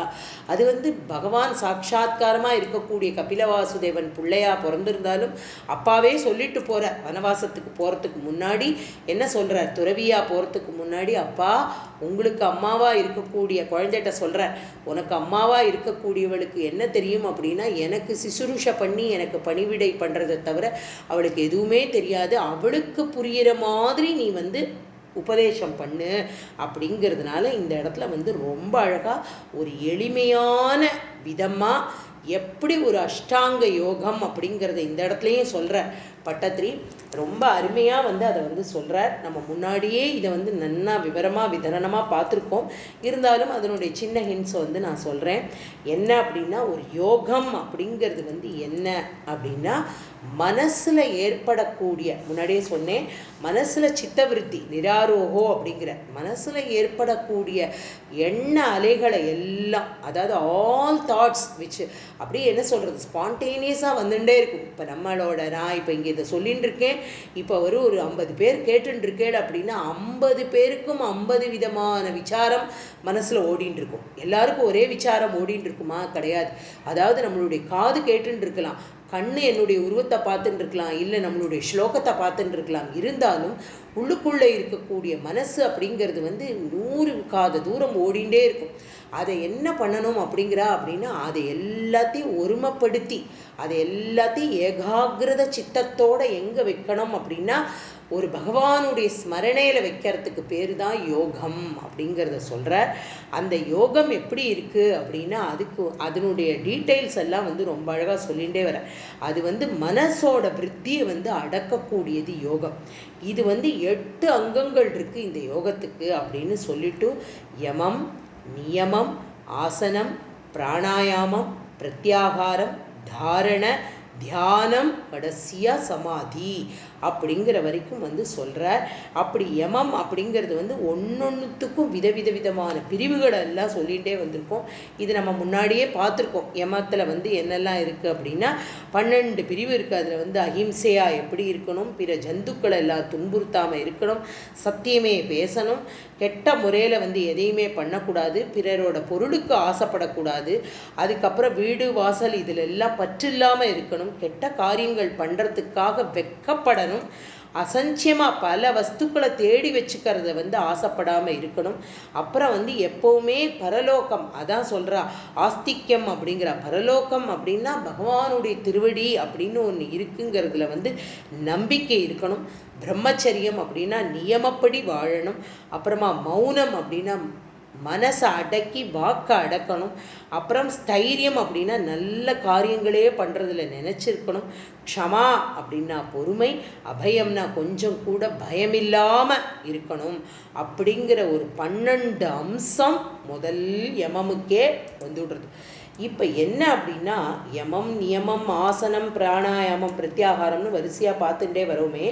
இதில் வந்து என்ன அப்படின்னா ஒருத்தர் இந்த இடத்துல சொல்கிறார் விமல மதிருபாத்தைகி, எந்த ஒரு ஜீவன் கொஞ்சம் கூட சஞ்சலமே இல்லாமல், அப்படின்னா எந்த ஒரு மனசில் எந்த சஞ்சலமும் இல்லாமல் தெளிந்த மனசோடு இருக்கானோ அவன் அப்போவே வந்துடுத்து. தெளிந்த மனசுன்னா இந்த யமத்தில் இருக்கக்கூடிய 12 பண்ணினாலே அவன் தெளிஞ்சவனை ஆயிடுவானே, அப்போவே அவனுக்கு தெரிஞ்சு போயிடும். இந்த 12 வகையானத்தையும் யார் ஒருத்தன் வந்து ரொம்ப அழகாக பண்ணிட்டு வரானோ அவன் அடுத்தது என்ன நியமம் அப்படிங்கிறது அதில் ஒரு 12 இருக்குது. என்ன அப்படின்னா எப்படி அப்படின்னா இதுலேருந்தே சொல்கிறா சௌச்சம் அப்படின்னா சுத்தத்துலேருந்து ஆரம்பித்து மனசை சுத்தமாக வச்சுக்கிறது, உடம்பை சுத்தமாக வச்சுக்கிறது, குருமுகமாக கிடச்சிருக்கிறத வந்து ஜபத்தை வந்து ஜபம் எடுத்துட்டு அதை பண்ணுறது, தபஸ் பண்ணுறது. தபஸ்னா குளிர் வெயில் எல்லா சுகம் துக்கம் பசி இதில் எல்லாத்தையும் பொறுத்துக்கிறது, அதுக்கு பேர் தான் தபஸ். ஹோமம் அக்னியில் போடக்கூடிய சாஸ்திரத்தில் சொல்லக்கூடிய மந்திரங்களை சரியான விதத்தில் அதை ஆகுதியில் சேர்க்கறது, ஸ்ரத்தையோடு இருக்கிறது. அப்புறம் ஆதித்யம் அப்படின்னா பசியோட வரவாளுக்கெல்லாம் நன்னா வயிறார அன்னம் கொடுக்கறது, அர்ச்சனம் பகவானை பூஜை பண்ணுறது, தீர்த்தாடனம் புண்ணிய கஷேத்திரங்கள் எல்லாம் போய் ஸ்நானம் பண்ணுறது, பராதேகா அப்படின்னா பிறவுக்கு அடுத்தவாளுக்கு உதவி பண்ணுறதுல என்றைக்கும் ஒரு நாட்டத்தை வச்சுட்டு இருக்கிறது. ஐ மீன் அதில் வந்து எப்பவும் ஒரு பிரியம் இருந்துகிட்டே இருக்கணும். துஷ்டி எது இருக்கோ அது கிடைச்சி திருப்தியாக வாழணும். ஆச்சாரிய சேவனம், நல்ல குருவை அடைஞ்சு அவருக்கு பணிவிடை பண்ணணும். அப்படிங்கிற ஒரு 12 எங்கே வந்துடுறது அப்படின்னா நியமத்தில் வந்துடுறது. இப்போ எவன் ஒருவன் ஒரு மனசில் துளி கிளேஷம் இல்லாமல் இருக்கானோ அவன் இந்த நியமத்துக்கு வந்துடுறான் இல்லையா. முதல்ல என்ன சொன்னேன், யார் ஒருத்தன் வந்து மனசு வந்து தெளிந்த மனசாக இருக்கானோ அவன் யமம் அப்படிங்கிற அத்தனை 12த்துலேயும் டிக் மார்க் வாங்கிடுவான். திருப்பி அடுத்த 12ஆக இருக்கக்கூடிய நியமம் அது யார் அப்படின்னா கொஞ்சம் கூட மனசில் கிளேஷமே இருக்கப்படாது, அவளுக்கு இது எல்லாம் சித்தி ஆகிடும். மூணாவது ஆசனம் அப்படிங்கிறார். இந்த ஆசனம் அப்படிங்கிறது வந்து என்ன அப்படின்னா சரியான ஒரு போஸ்டர் உட்காந்து பகவானை தியானம் பண்ண ஆரம்பிக்கணும். இனிமே தான் பண்ண போகிறோம். அப்படி பண்ணும்பொழுது என்ன ஆகும்னா சுற்றி சுற்றி சுற்றி சுற்றி இந்த எண்ணெய் அலைகள் இப்படியே அலைஞ்சின்னு இருக்கிறத எல்லாத்தையும் இழுத்து கட்டுப்பாட்டோடு வைக்கக்கூடியதுக்கு பேர் அந்த பிராணனை அடக்கணும். அதற்கு பேர் பிராணாயாமம் அப்படிங்கிறோம். அந்த ஆசனம் அமர்ந்து அப்படிப்பட்ட ஒரு மனசை அடக்கிறதுக்கு பேர் பிராணாயாமம். அப்படி பிராணாயாமம் அடங்கின மனசு அப்படியே ஒரு தெளிந்த நீரோடையாட்டம் இருக்கும். அப்படி நிச்சலனமாக இருக்கக்கூடிய அந்த மனசில் யாரை நம்ம வந்து தியானம் பண்ணணும் அப்படின்னா சாக்ஷாத் பகவானை தியானம் பண்ணணும். அந்த பகவத் ஸ்வரூபத்தை கொண்டு வரணும் இல்லையா, அதுதான் பிரத்யாகாரம் அப்படிங்கிற. அப்படி பிரத்யாகாரமாக இருக்கக்கூடிய அந்த இடத்துல என்னை எப்படி தியானம் பண்ணணும் அப்படிங்கிறத வந்து பட்டத்திரி ரொம்ப அழகாக வந்து சொல்கிறார். பகவான் எப்படி சொல்கிறார் கபில வாசுதேவர் அப்படிங்கிறது. கருட சமதிரூடம் திவ்ய பூஷாயுதாங்கம் ருச்சிதுலிதமாலம் ஷீலையே தானுவேலம். எப்படி வந்து கருடாரூடனாக இருக்கக்கூடிய இந்த பகவான் அப்படிங்கிறவர் வந்து எப்படி இருக்கார் அப்படின்னா நல்ல வண்ணமயமான ஒரு அழகு கூடியவராக இருக்கார். அப்படியே தலையில் வந்து மயில் பீலியை தரிச்சுன்னு இருக்கார். கற்றையாக இருக்கக்கூடிய குழல், ஒரு மந்தகாசத்தோடு இருக்கக்கூடிய புன்னகை, அப்படியே ப்ரூவிலாசங்கள் ரெண்டும் அப்படி வில்லா வளைஞ்சிருக்கு. தாமரை போன்று நீண்ட நெடிய விழிகள், அப்படிப்பட்ட கண்கள், சதா கருணையை தவிர வேற எதுவுமே அந்த கண்ணில் நம்ம பார்க்க முடியாது. அப்படிப்பட்ட கண், அப்படியே எள்ளுப்பூ நாசி போல இருக்கிற நாசி, அப்புறம் 2 கன்னங்கள் அப்படி கண்ணாடி மாதிரி பளபளக்கக்கூடிய கன்னங்கள், காதில் மக்கர குண்டலம் போட்டுருக்கான், கழுத்தில் 3 ரேகை தெரியறது. அதில் ரொம்ப அழகாக அப்படியே பகவான் என்ன அப்படின்னா துலப மாலையும் கௌசுப மாலையும் எல்லா மாலைகள்லாம் போட்டுருக்கான், சதுர் புஜங்களோட இருக்கான். அந்த புஜ வலிமை தெரியறது. அதுக்கெல்லாம் தோள்வலை போட்டுருக்கான், சங்கு சக்கரம், ஒரு கையில் பத்மம், இன்னொரு கையில் கதாய், அதை வச்சுண்டு அப்படி ஒரு ரூபம். அப்படியே வயிறு எப்படி இருக்குன்னா குழஞ்சு, அதாவது பருத்த வயிறாகவும் இல்லையாம். அவரை எப்படி அப்படின்னா பெரிய வயிறுடையவனாகவும் இல்லையாம், அதே சமயத்தில் ஒன்றுமே இல்லாதவனாகவும் இல்லை. என்ன அளவு அவசியமோ அந்த அளவுக்கு இருக்கு. அதில் இருக்கக்கூடிய நாபி, அப்புறம் இடுப்பில் போட்டுருக்கிற மேகலை, கைகள் எல்லாம் ரத்தன கங்கணம் வளையல் எல்லாம் போட்டுருக்கான். பெரிய நெற்றி இல்லையா, அப்படிப்பட்ட ஒரு நெற்றியில் அழகாக பகவான் புண்டரீகம் தரிச்சுருக்கான்.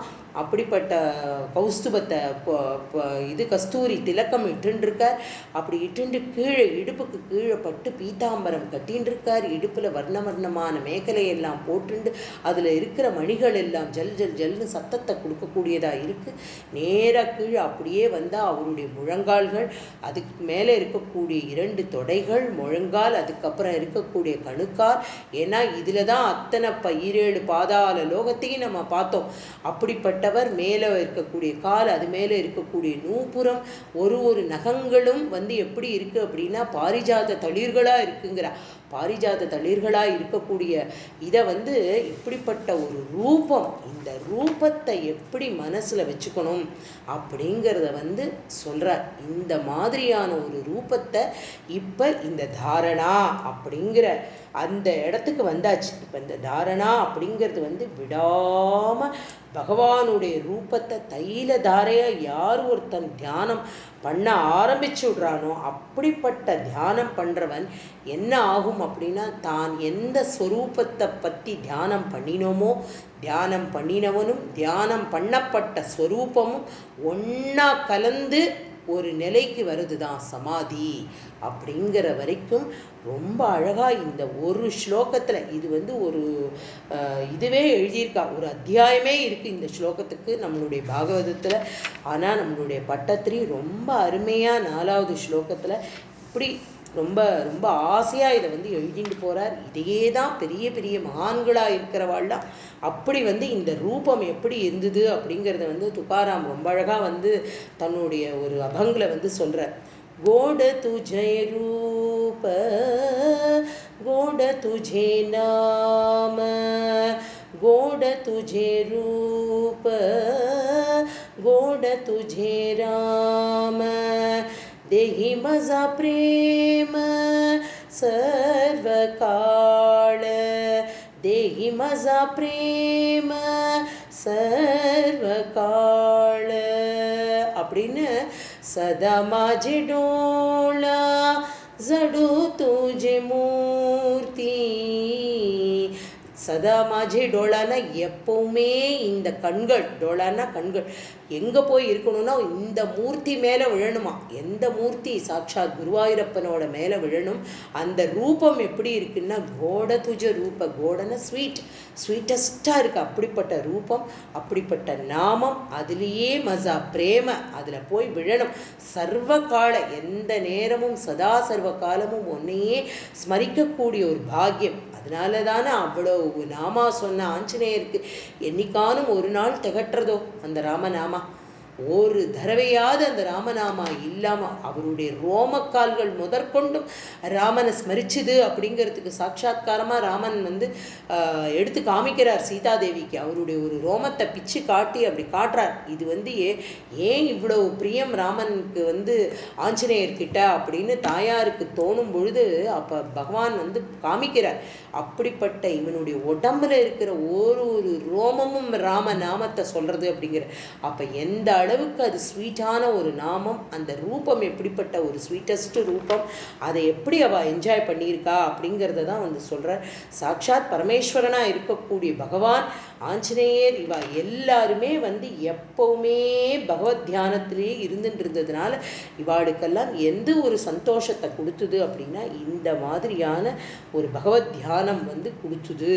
அப்படிப்பட்ட ஒரு தியானத்தை தன்னுடைய தாயார் எப்படி பண்ணணும், எதை வந்து ஸ்மரிக்கணும் அப்படிங்கிறத வந்து ரொம்ப அழகாக வந்து எதை தியானம் பண்ணணும், கருடாரூடனாக இருக்கக்கூடிய இந்த பகவத் ஸ்வரூபத்தை தான் பிடிச்சுக்கணும் அப்படிங்கிறத வந்து எப்படி சொல்கிறார் அப்படின்னா, எப்படி ஒரு மரத்தில் வந்து ஒரு லதான்னா கொடி, அந்த கொடி எப்படி போய் மரத்தில் அழகாக பற்றின்றோம், அப்படியே சுற்றி சுற்றி மரத்தில் இருந்து விட்டோம்னா எவ்வளவு காற்று அடித்தாலும் அந்த கொடி கொஞ்சம் கூட இந்த பக்கம் அந்த பக்கம் சாய முடியாது.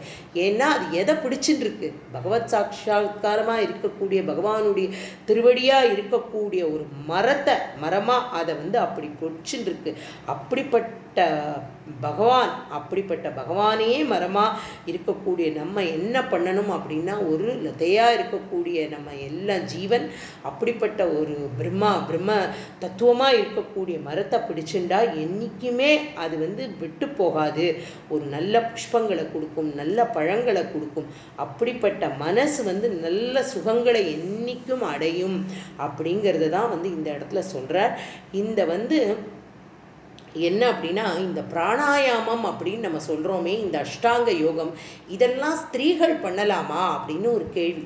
இது வந்து புரியறதுக்காக தான் இப்படிப்பட்ட ஒரு அவதாரத்தையே கபில வாசுதேவர் வந்து எடுத்திருக்கார். ஏன்னா இந்த பிராணாயாமேன புருஷம் தியாயமானா ஜனார்தனம் அப்படிங்கிறார். என்ன அப்படின்னா, இதை வந்து வால்மீகி பகவான் வந்து சொல்கிறார், ஸ்திரீகளும் இதை பண்ணுவா. ஏன்னா சாட்சாத் சீதாதேவி இதை தான் பண்ணிட்டு இருந்தா. என்னன்னா அதே மாதிரி கௌசல்யா தேவி வந்து பிராணாயாமத்தினால தான் ஸ்ரீரங்கநாதனை வந்து தியானம் பண்ணினா அப்படின்னு ராமாயணம் சொல்கிறது. அம்மா வந்து ராமரே பூஜை பண்ணினவர் தானே ஸ்ரீரங்க பகவான் இல்லையா? அப்படிப்பட்ட ஒரு பிராணாயாமம் பண்ணி அந்த புருஷோத்தமான ரங்கநாதன்ட்ட வந்து கௌசல்யா தேவி வந்து வேண்டின்றாளாம். என்னன்னா சாட்சாத் ரெங்க பகவான்கிட்ட வேண்டின்றதுனால தான் கௌசல்யக்கு ராமனே வந்து பிறக்கிறான் அப்படிங்கிறத வந்து ரொம்ப அழகாக இந்த இடத்துல தாயாருக்கு சொல்கிறார். இதெல்லாம் சொல்லி உபதேசம் பண்ணுறார். அதனால் ஸ்திரீகளாக இருக்கக்கூடியவாளும் இதெல்லாம் அனுஷ்டிக்கலாம். இந்த இடத்துல இதெல்லாம் நம்ம வந்து ரொம்ப அழகாக புரிஞ்சுக்கணும். என்ன புரிஞ்சுக்கணும் அப்படின்னா, இப்படிப்பட்ட அஷ்டாங்க யோகம் அப்படிங்கிறது வந்து என்ன அப்படின்னா, ரொம்ப சுலபமாக புரிய வைக்கக்கூடிய விதத்தில் சொல்லணும் அப்படின்னா, எல்லா விஷயங்கள்லேயும் பகவானையே ஸ்மரிக்கக்கூடியது தான் அஷ்டாங்க யோகம். நம்ம பண்ணக்கூடிய எந்த காரியங்களாக இருந்தாலும் அதில் பகவானை பிரத்யட்சமாக வச்சுட்டு நம்ம பண்ணுறதுக்கு பேர் தான் வந்து அஷ்டாங்க யோகமாக இருக்கக்கூடியது அப்படிங்கிறத வந்து சொல்கிறார். சொல்லி தன்னுடைய அம்மாவுக்கு புரிய வைக்கிறார். இந்த மாதிரி எந்த விவகாரத்துலேயும் ஈடுபடாமல் எப்போவுமே எவன் ஒருத்தன் வந்து பகவத் சாட்சா்காரத்திலேயே மனசை செலுத்துறானோ அவனுக்கு இதெல்லாம் கிடைச்சிடுமா அப்படின்னு வந்து சொல்கிறார். அதே மாதிரி இந்திரியங்கள்லாம் வந்து தன்னோட விஷயங்கள்லே திருப்பறத்துக்கு பேர் பிரத்யாகாரங்கிறத சொல்கிறார். தாரணைங்கிறது வந்து பிராணவாவியை மூலாதாரமாக வச்சுட்டு அதில் அடக்கக்கூடியது அப்படிங்கிறார். அதுதான் நம்ம முன்னாடி பார்த்தோம். சமாதி அப்படிங்கிறது வந்து யார் ஒருத்தர் பூஜை பண்ணினாலோ, யார் ஒருத்தர் பக்தி பண்ணினானோ, யார் ஒருத்தன் தியானம் பண்ணினானோ, தியானம் பண்ணினவனும் தியானம் பண்ணப்பட்ட மூர்த்தியும் ஒன்றரை கலக்கக்கூடிய நிலை சமாதி அப்படிங்கிறது தான். அது வந்து எவ்வளோ பேர் அந்த சமாதியில் வந்து சமாதி ஸ்திதிக்கு போயிருக்கா அப்படின்னா சொல்லவே முடியாது. பெரியா இது வந்து நம்மாழ்வார் வந்து என்ன அப்படின்னா, சாட்சாத் பகவானை வந்து உரல்ல கட்டிடுறா தாயார் யசோதா அப்படிங்கிற அந்த ஒரு கட்டத்தை பண்ணின்னு இருக்கார். அதை ஸ்மரிக்கிறார்.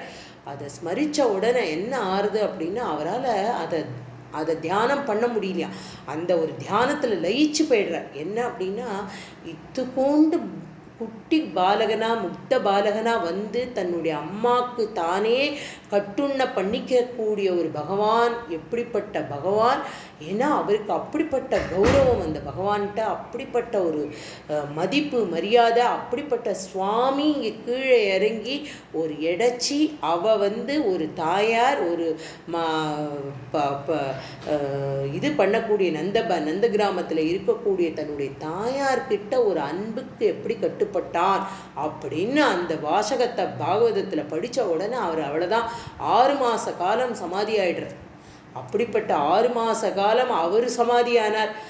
குருநாதர் ரொம்ப அழகாக சொல்லுவாராம், 6 மாத காலம் சமாதியான அவரை பார்த்துட்டே மதுரக்கிழவி ஆழ்வார் 6 மாத காலம் காத்துட்டு இருந்தார் எழுத்தாணியோட. ஏன்னா எப்போ தன்னுடைய குருக்கு வந்து நம்மாழ்வாருக்கு வந்து சித்தம் தெளிவடைஞ்சு அடுத்த பாசுரம் அடுத்த வரி எப்போ சொல்லுவார் நமக்கு தெரியாதே, அந்த சமயத்தில் அவரை விட்டு நம்ம போயிடக்கூடாதேன்னு 6 மாதம் அவர் பகவானை பக்தி பண்ணி சமாதியில் இருந்தார். இவர் குருவை பக்தி பண்ணிட்டு இவரும் அந்த சமாதி நிலையிலேயே 6 மாத காலம் மதுரகவி ஆழ்வார் இருந்தார் அப்படிங்கிறா. அப்படி அனுபவிச்சிருக்கா பகவானுடைய சமாதி அப்படின்னா பகவானுடைய சாட்சா்காரம் அப்படிங்கிற இந்த அஷ்டாங்க யோகம் எப்படி அப்படிங்கிறத வந்து ரொம்ப அழகாக தன்னுடைய தாயாருக்கு உபதேசம் பண்ணுறார். இதுக்கு மேலேயும் இன்னும் நிறையா சொல்ல போகிறார். இன்னும் ஒரு 6 ஸ்லோகத்தில் வந்து ரொம்ப அழகாக பட்டத்திரி அந்த தசகத்தில் இருக்கக்கூடியது எல்லாத்தையும் எப்படி கபிலவாசுதேவர் எப்படி ஒருத்தர் வந்து பகவத் பக்தி பண்ணணும், எப்படி பகவானை அடைய முடியும், அப்படிப்பட்ட ஒரு சாங்கிய யோகம் என்ன அப்படிங்கிறத வந்து எண்ணிக்கை மூலமாக 24 அப்படி இருக்கக்கூடிய அதை எல்லாத்தையும் தள்ளி 25 இருக்கக்கூடிய ஆத்மஸ்வரூபம்தான் நிதர்சனம் அப்படிங்கிறத சொல்கிற வரைக்கும் அந்த யோகம்தான் சாங்கிய யோகம். அதை இந்த உலகத்துக்கு புரிய வைக்கிறதுக்காகவே ஒரு அவதாரம் பண்ணி அதை தன் தாயார் மூலமாக அந்த உபதேசத்தை கொடுக்குறார் தேவகூதி மூலமாக அப்படிங்கிறதுல 4வது ஸ்லோகம் வரைக்கும் இன்னைக்கு பார்த்தோம். நாளைக்கு 5வது ஸ்லோகம். ஸ்ரீபதியான பகவானோட பரம கிருப்பையில் நேற்றுக்கு நம்ம வந்து கபிலா அவதாரமாகி தாயாருக்கு எப்படி உபதேசம் பண்ணுறார் அப்படிங்கிறதுல வந்து ஒரு 4 ஸ்லோகம் வரைக்கும் நேற்றுக்கு ஸ்மரிச்சிக்க முடிஞ்சுது. இந்த 4வது இருக்கக்கூடிய ஸ்லோகத்தில் ரொம்ப அழகாக வந்து கபிலவாசுதேவர் வந்து தன்னுடைய அம்மாவுக்கு எவ்வளோ அழகாக சொல்கிறார் அப்படிங்கிறத வந்து பார்த்தோம். எப்படி அப்படின்னா வந்து அஷ்டாங்க யோகமாக இருக்கக்கூடிய ஒரு யோக சாஸ்திரத்து மூலமாக எப்படி வந்து பகவானை அடைய முடியும் அப்படிங்கிறத வந்து யமம் நியமம் ஆசனம் பிராணாயாமம் பிரத்யாகாரம் தாரணா தியானம் அதுக்கப்புறமா கைகூடக்கூடிய அந்த சமாதி இது எல்லாத்தையும் ரொம்ப அழகாக பகவான் வந்து அம்மாவுக்கு சொல்லி கொடுத்துட்டே வரார். இதெல்லாம் வந்து அம்மாவுக்கு புரியுறதா அப்படின்னு அப்பப்போ வேற கேட்டுக்கிறார். இப்போ 5வது ஸ்லோகத்தில் வந்து என்ன சொல்கிறார் அப்படின்னா, மம குணகணலீலா கர்ணனை கீர்த்தனாத்யைஹி மயி சுரசரிதோக பிரக்யசித்தானுவிருத்திஹி பவதி பரமபக்திஹ சாஹி மிருத்யோர்விஜேத்ரி கபிலதனுரிதித்வம் தேவஹூத்யை நெகாதீஹி. கபிலவாசுதேவருக்கு வந்து பரம கருணை தன்னுடைய தாயார் இடத்துல. ஏன்னா அப்பா கர்தமர் வந்து சொல்லிட்டு போகிறார் இல்லையா, இந்த அம்மா வந்து எப்போவுமே வந்து கைங்கரியம் பண்ணிகிட்டே இருந்தவ, அவளுக்கு வந்து இந்த உலகத்தில் வந்து எது சாஸ்வதம் அப்படிங்கிற ஒரு பகவத் உபாசனா சாஸ்வதம் அப்படிங்கிறது வந்து அவளுக்கு நீ உபதேசம் பண்ணணும் அப்படின்னு சொல்லிட்டு கர்தமர் கிளம்பி போய்டுறார். இப்போ கபிலவாசுதேவர் இவ்வளோ அழகாக தாயார்கிட்ட வந்து சொல்லிட்டு வரார். அப்படி சொல்லும் பொழுது வந்து தாயார் ஒன்றொன்னா கேள்வி கேட்டுட்டே வரா. எப்படி பக்தி பண்ணணும், எதனால் பக்தி பண்ணணும், யாரை பக்தி பண்ணணும் அப்படிங்கிறதெல்லாம் ரொம்ப அழகாக கேள்வி கேட்க கபிலவாசுதேவர் தாயாருக்கு எல்லாம் சொல்லிட்டு வரார். இப்போ இந்த ஸ்லோகத்தில் என்ன சொல்லறார், என்ன சொல்ல போகிறார் அப்படின்னா, அதாவது ஜனனம் மரணம் அப்படிங்கிறது வந்து இயற்கையாகவே எல்லாருக்கும் இந்த ஒரு விஷயத்தை ஆலோசனை பண்ணும்பொழுது யாரும் வந்து அப்படி சுகமாக ஆலோசனை பண்ணலாம் முடியாது. யாராலையுமே பேசிக்காக ஒரு பயம் வந்துடும். இந்த ஜனனம் மரணம் அப்படிங்கிறதுக்கான பயம் இது வந்து எப்படி போகும் அப்படிங்கிறத வந்து தாயார் கேட்க, அதுக்கு என்ன சாதனம், அதுக்கு என்ன வழி அப்படிங்கிறத வந்து ரொம்ப அழகாக பகவான் வந்து சொல்கிறார். எப்படி சொல்கிறார் அப்படின்னா வந்து அதுக்கு வந்து முக்கியமான சாதனம் என்ன அப்படின்னா, பெரிய பெரிய மகான்கள் பகவத் சாட்சா்காரத்தை பார்த்தவா, பகவத் குணங்களை கதைகளாக சொல்லிகிட்டு இருக்கிறவா, பகவானுடைய லீலா சரித்திரங்கள் எல்லாம் சொல்கிறவா, அப்படிப்பட்ட மகான்கள்டேந்து வந்து நம்மளுடைய உபதேசத்தை வாங்கிக்கணும் அப்படிங்கிறத வந்து சொல்கிறார். அதாவது ஒரு சத்சங்கம் அப்படிங்கிறதுனுடைய மகிமையே இந்த ஸ்லோகத்தில் ரொம்ப அழகாக சொல்கிறார். எப்படி அப்படின்னா, ஒரு மகான்கிட்ட போய் பெரிய மகான்கள் வந்து ரீதியாக அவள் அனுபவித்த அந்த பகவானுடைய அற்புதத்தை வந்து நம்மளும் அனுபவிக்கணும். அது வந்து எங்கே கிடைக்கும் அப்படின்னா ஒரு சத்சங்கத்தில் தான் கிடைக்க முடியும்.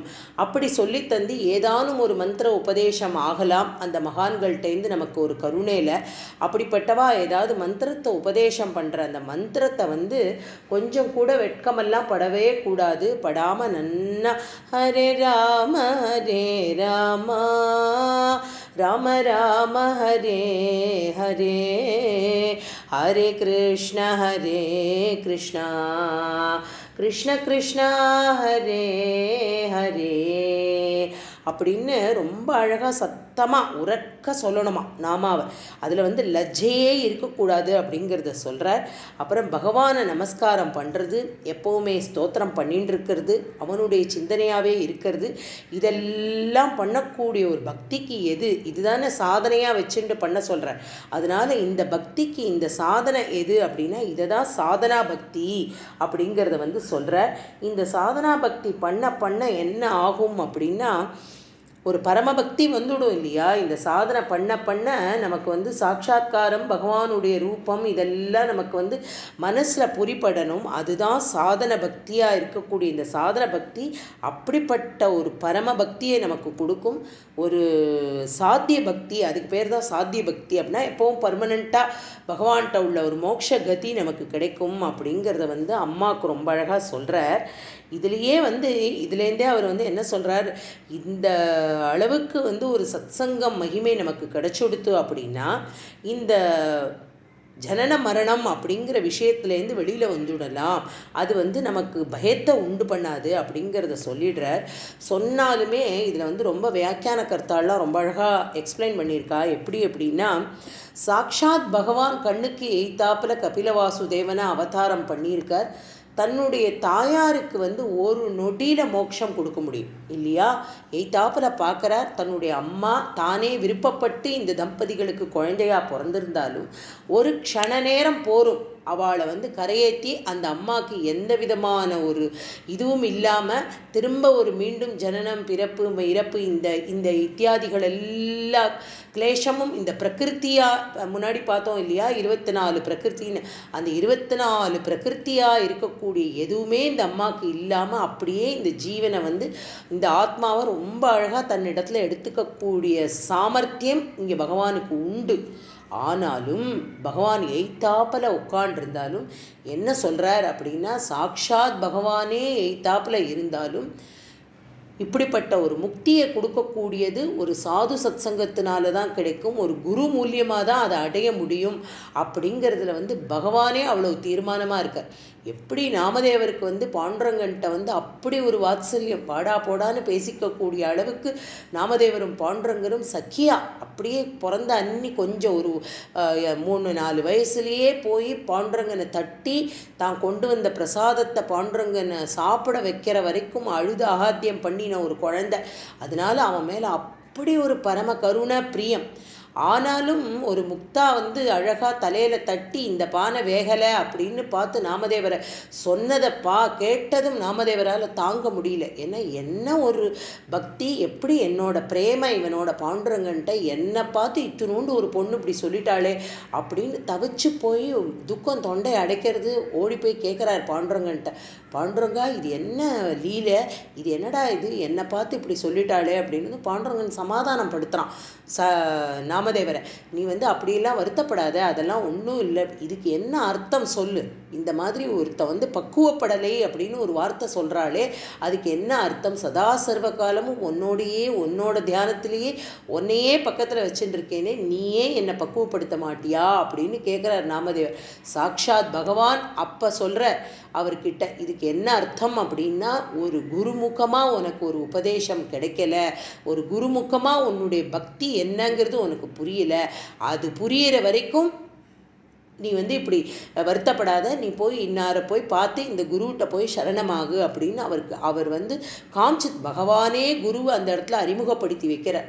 அந்த குரு கிட்ட போய் தனக்கு வந்து என்ன அப்படிங்கிறத வந்து புரிஞ்சுட்டார் நாமதேவர்.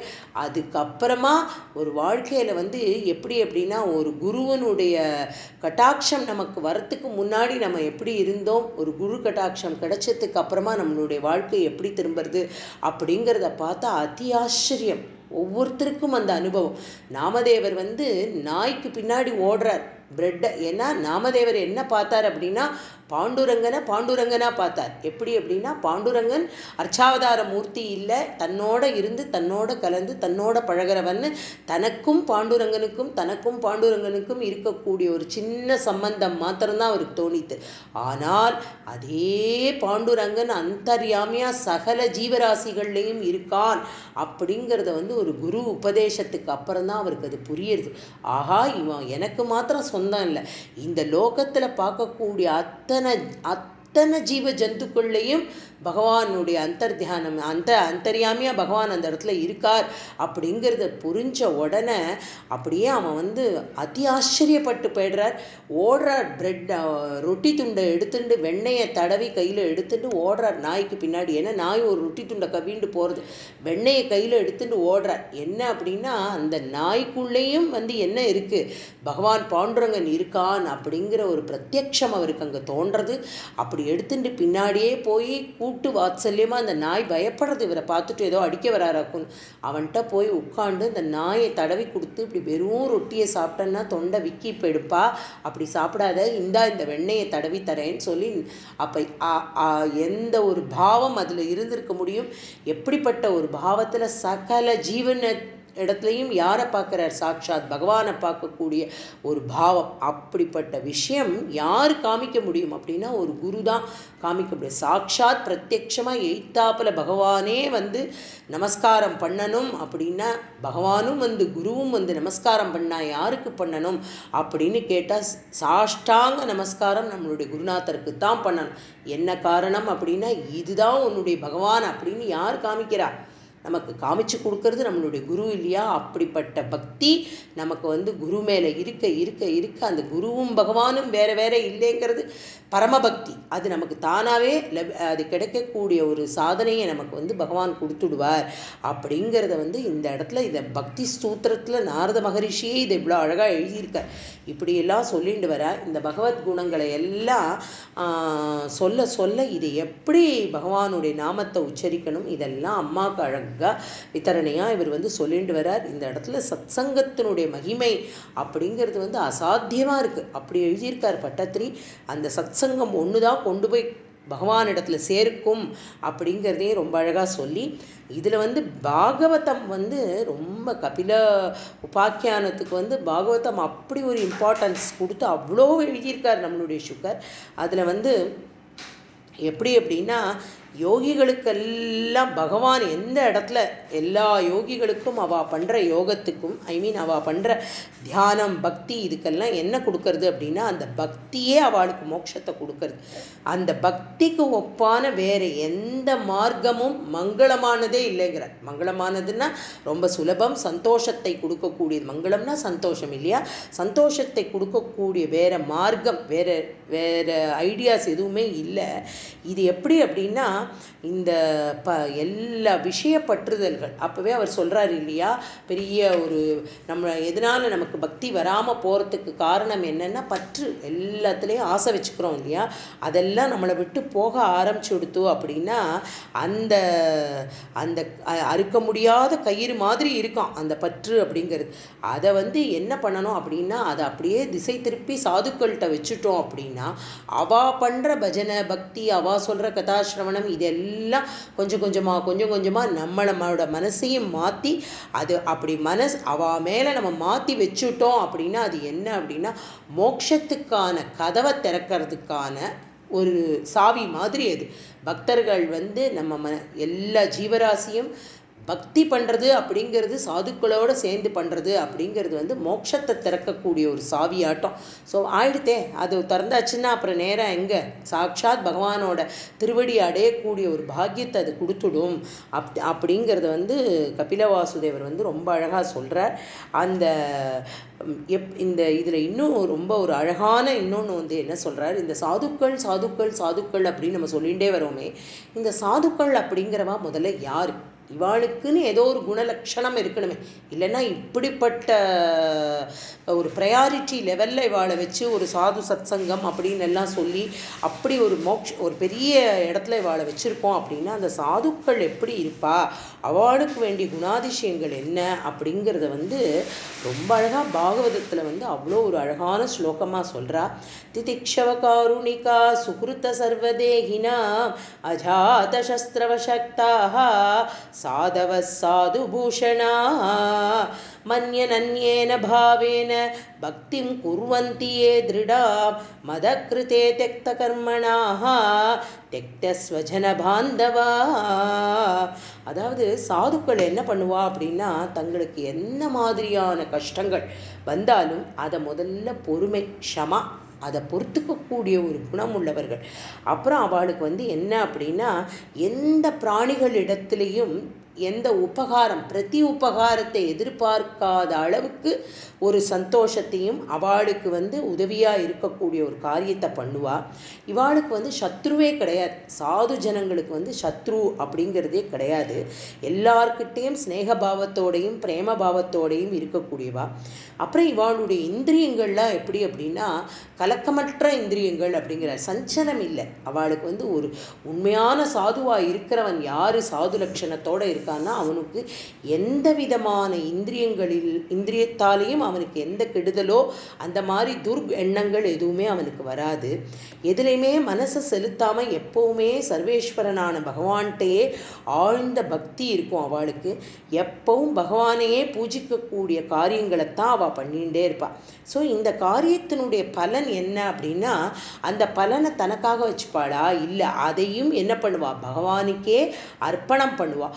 அந்த பண்ணக்கூடிய பக்தி யாருக்கெல்லாம் உபயோகமாக இருக்கணும் அப்படின்னா, சிநேகிதாள் பந்துக்கள் இவாளெல்லாம் கூட அவள் சேர்த்துக்கிறது இல்லைன்னா என்ன, அதுலேருந்தெல்லாம் விலகின்னு அர்த்தம். அதுலேருந்தெல்லாம் விலகி என்ன பண்ணுவா அப்படின்னா, சாக்ஷாத் பகவானையே வந்து ஸ்மரிக்கக்கூடிய ஒரு பக்தி பண்ணக்கூடிய எண்ணத்தை உடையவர்களாக இருப்பா இந்த சாதுக்கள் அப்படின்னு சொல்கிறா.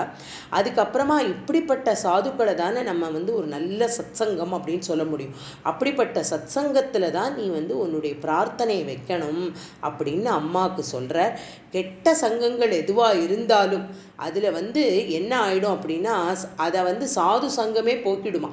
அதாவது இப்போ நமக்கு ஒன்றும் இல்லை, சின்னதாக ஒரு காரியம், எங்கேயோ ஒரு கோவிலில் உபன்யாசம் நடக்கிறது, இன்றைக்கி சாயங்காலம் போகணும், 2 நாள் கேட்டிருக்கோம், 3ஆவது நாள் போகிறதுக்கு நமக்கு வந்து நம்மளுடைய உடம்பே ஒரு துர்சங்கமாக இருந்துடும் சமயத்தில்.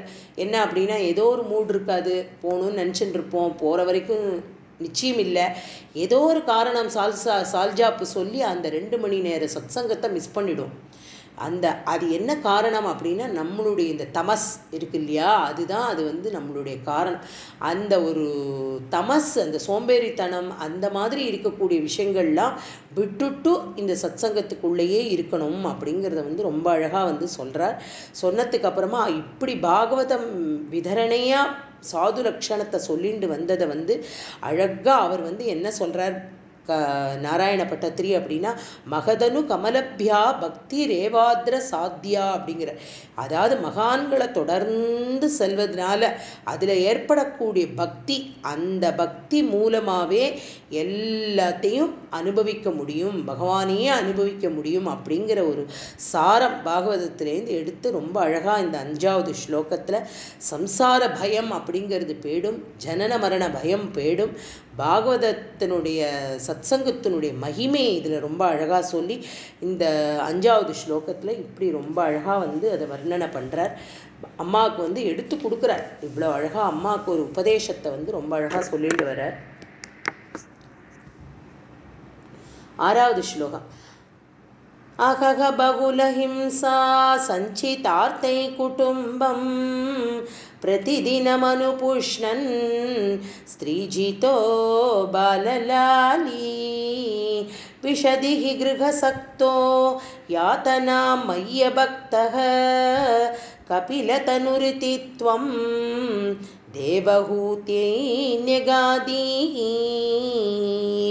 நிகாதிஹி தேவகூத்தியை ஒவ்வொரு தடவையும் தேவகூத்தியைக்கு நீங்கள் இப்படி உபதேசம் பண்ணினேலாமே அப்படின்னு குருவாயூரப்பரை பார்த்து சாட்சாத் கபிலவாசுதேவர் இங்கே எழுந்தருளி இருக்கிற குருவாயூரப்பன் தான் அப்படிங்கிறதுல கொஞ்சம் கூட ஒரு மாற்று கருத்தே இல்லாமல் அங்கே அப்படியே பிரத்யட்சமாக பார்க்குற பட்டத்திரி குருவாயூரப்பனை அப்படி ரச்சனம் பண்ணி சொல்கிறார். அதை இந்த இடத்துல கபிலவாசுதேவர் இந்த ஸ்லோகத்தில் என்ன சொல்கிறார் அப்படின்னா, ஒரு திருட பக்தி, அந்த பக்தி எப்படி கிடைக்கும் அப்படிங்கிறது பக்தியோட லட்சணம், பக்தி யோகத்தை பற்றி இந்த ஸ்லோகத்தில் ரொம்ப அழகாக சொல்கிறார். அதாவது பகவான் அப்படின்னு ஒருத்தன் இருக்கான், ஒரு தெய்வம் அப்படின்னு ஒன்று இருக்குது அப்படிங்கிற எண்ணமே இல்லாதவன் என்ன பண்ணுவான் அப்படின்னா, தெய்வத்தை பூஜையெல்லாம் பண்ண மாட்டான். அவனுக்கு அதாவது என்ன சொல்கிறது, அவனை நாஸ்திகன்னு சொல்கிறதா? அப்படி சொன்னாலும் கூட அவன்லாம் சதா சர்வகாலம் பகவான் இல்லை இல்லை இல்லைன்னு சொல்லிட்டு இருக்கிறதையே பகவானை ஸ்மரணை பண்ணக்கூடியவனாக இருப்பான். இந்த பக்தியில் ஒரு நாட்டமோ நம்பிக்கையோ இல்லாதவன் என்ன பண்ணுவான் அப்படின்னா, நிறைய பொருள்களை சேர்த்துக்கணுங்கிற ஆசைப்படுவான். அதாவது காமியார்த்தமாக நிறைய பொருள்களை சம்பாதிப்பான். அந்த சம்பாதிக்கிறத என்ன பண்ணுவான் அப்படின்னா, அந்த சம்பாதிக்கிறதுக்காக பிறரை கஷ்டப்படுத்தியாவது அந்த பொருள்களை சம்பாதிக்கணும் அப்படிங்கிறது அவனுக்கு தெரியும்.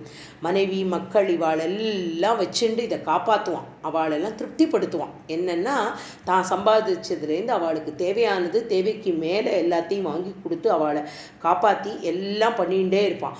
ஆனால் அந்த அதை ஒரு பாப்பகரமாக சம்பாதிக்கக்கூடிய அந்த பணத்தை அந்த பணமோ எதுவாக இருந்தாலும் அதை தெரியும் இவாளுக்கு, தன்னுடைய ஆத்துக்காரோ தன்னுடைய அப்பாவோ இவார் சரியான ரீதியில் இதை சம்பாதிக்கலைன்னு தெரிஞ்சால் அவனுக்கு அங்கே என்ன மதிப்பு இருக்கும்? அவள்லாம் அவனை அடக்கி ஆள ஆரம்பிச்சுடுவாள். யாரை? அப்படிப்பட்ட ஆற்றுல ஹெட் ஆஃப் த ஃபேமிலியவே அவள் அப்படி பண்ண ஆரம்பிச்சுடுவா.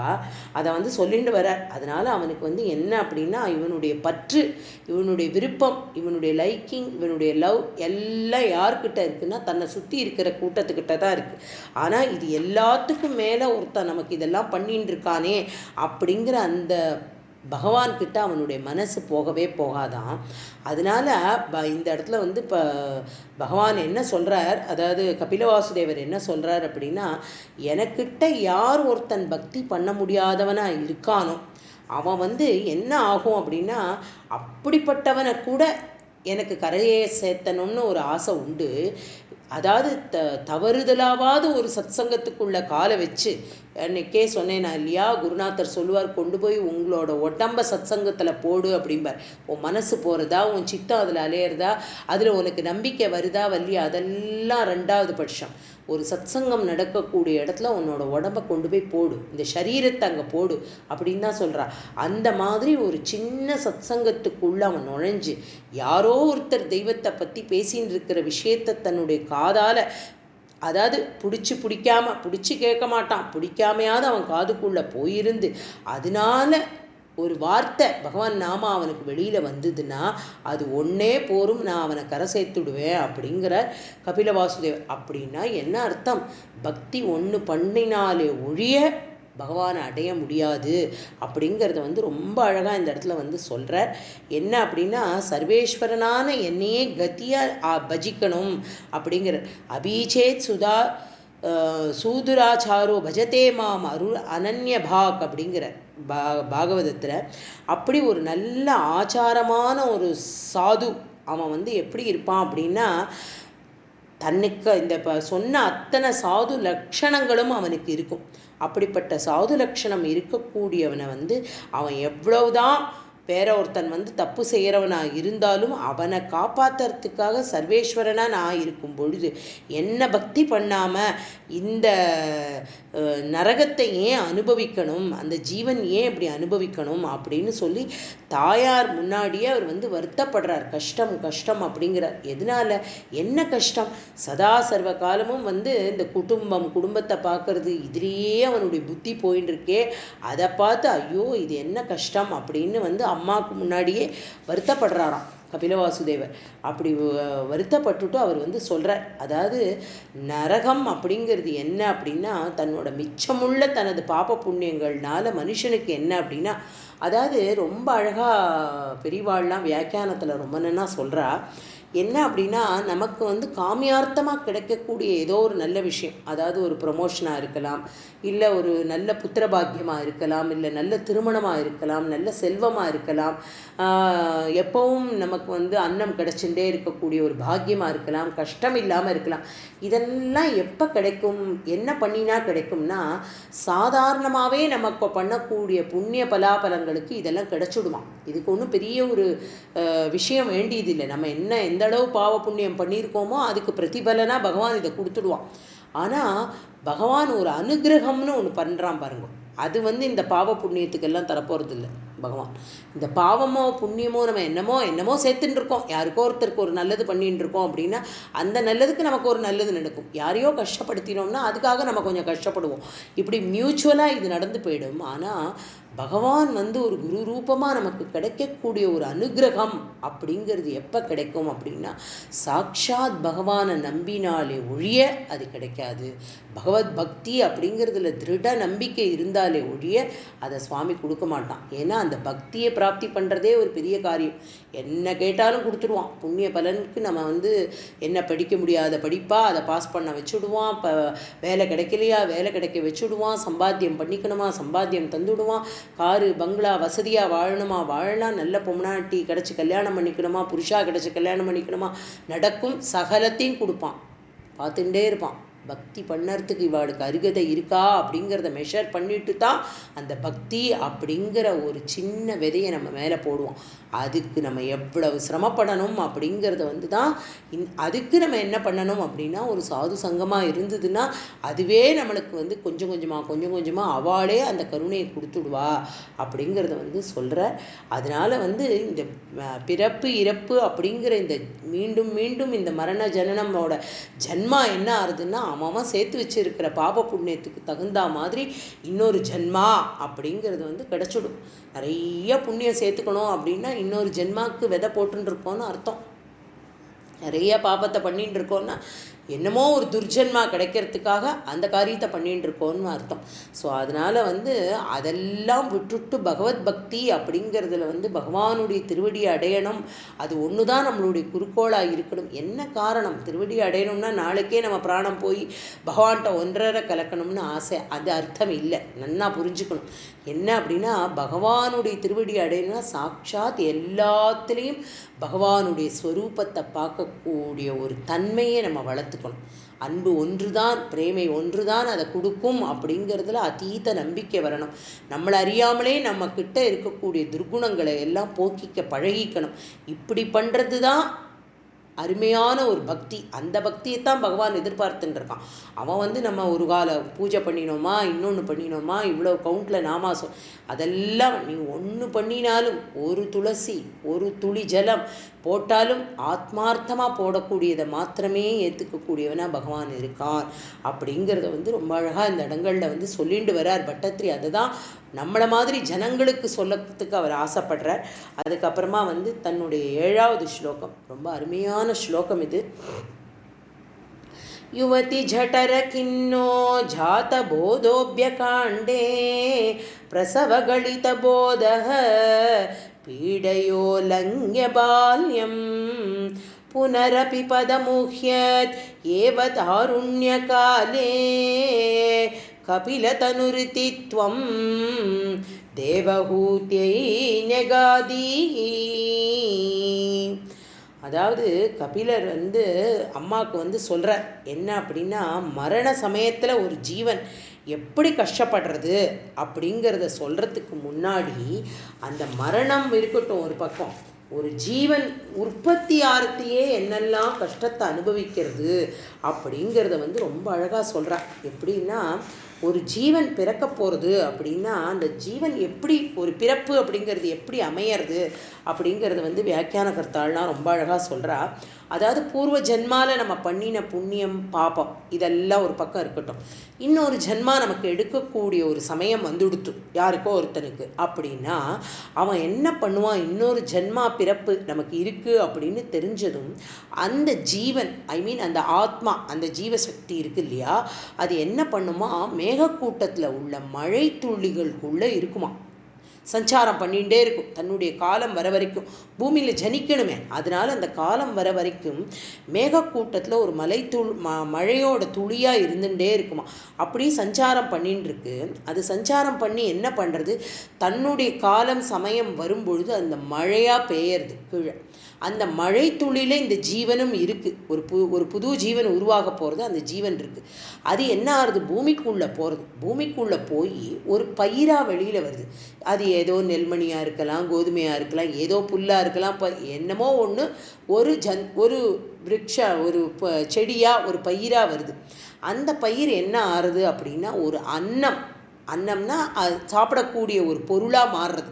அதாவது இப்போ அது ஒரு புல்லாக இருந்ததுன்னா அது ஒரு பசு அதை சாப்பிட்ருக்கும். அந்த பசுவினுடைய பாலை கறந்துருப்பா, அந்த பாலை ஒருத்தர் குடிச்சிருப்பா, அவ மூலமாக இப்படி கனெக்ஷன்.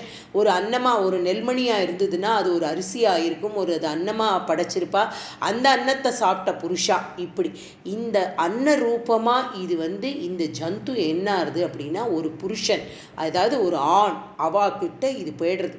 இது போனதுக்கப்புறமா அதற்கப்புறமா அதை யார்கிட்ட டிரான்ஸ்ஃபர் ஆகுது அப்படின்னா ஒரு பொம்மநாட்டிக்கிட்ட, ஃபீமேல் பெண்ணுக்கிட்ட அது டிரான்ஸ்ஃபர் ஆகுது, பெண் சரீரத்துக்கு அது போகிறது. அதுக்கப்புறமா அது கர்ப்பவாசத்தில் போய் உட்கார்றது இந்த ஜீவன். இந்த கர்ப்பவாசத்தில் போய் உட்கார்ந்ததுக்கு அப்புறம் என்ன ஆறுது அப்படின்னா அது இத்தினூண்டு ஒரு குஞ்சு சிசுவாக இருக்குது. இதெல்லாம் பகவான் பண்ணுறான். இன்றைக்கி நம்ம பார்க்குறோம், எங்கே பார்க்குறோம், எல்லாம் ஸ்கேன் பண்ணி எலக்ட்ரானிக் இன்ஸ்ட்ருமெண்ட்ஸ்குள்ளே வயிற்றுக்குள்ளே இருக்கக்கூடிய கரு அசையறதா, அசையலையா, ஆணா பெண்ணா, கை முளைச்சிருக்கா, கால் முளைச்சிருக்கா, காதா, எப்படி இருக்குது, என்ன பிரச்சனை, எல்லாம் இன்றைக்கி சயின்ஸு சொல்லி கொடுக்கறது. இந்த சயின்ஸுக்கும் அப்பாற்பட்டதாக ஒரு விஷயம் இருக்குது அப்படின்னு எப்போ ஒருத்தன் நினைக்கிறானோ அன்னைக்கு அவனுக்கு பகவான்னா என்னன்னு புரியும். அதை எப்படி சாஸ்திரம் அந்த காலத்திலேயே அப்படி சொல்லியிருக்கு. 7வது மாதம் அந்த உள்ளே இருக்கிற சிசுக்கு புரியுமா, சப்தங்களை கிரகிக்கக்கூடிய ஒரு சக்தி 7வது மாதம் அந்த சிசுக்கு வருதான். அப்படி அந்த கிரகிக்கிற சக்தி வந்த உடனேயே எந்த ஜீவனாக இருந்தாலும் சரி, அது புழுவாக இருந்தாலும், பூச்சியாக இருந்தாலும், யானையாக இருந்தாலும், மனுஷாளாக இருந்தாலும், அசுரனாக இருந்தாலும், எந்த ஒரு ஜீவசக்திக்கும் தன்னுடைய பூர்வாசிரமம் என்ன, பூர்வ ஜென்மத்தில் நாம் யாராக இருந்தோம் அப்படிங்கிற ஸ்மரணம் நன்னா தெரியும். அந்த ஸ்மரணத்தோடு தான் இது 7 மாதத்தில் இருக்கிற சிசுவாக அந்த கர்ப்பத்துக்குள்ளே இருக்குது. இந்த கர்ப்பத்துக்குள்ளே இருக்கக்கூடிய அந்த சிசு, அந்த ஜந்து என்ன பண்ணுறதா, பகவானை ஸ்மரணை பண்ணுறதான், பகவானை நமஸ்காரம் பண்ணுறது, பகவானை ஸ்தோத்திரம் பண்ணுறது. சாஸ்திரம் நம்மளுடைய பாகவதம் அதை அவ்வளோ அழகாக எக்ஸ்பிளைன் பண்ணி எழுதியிருக்கா.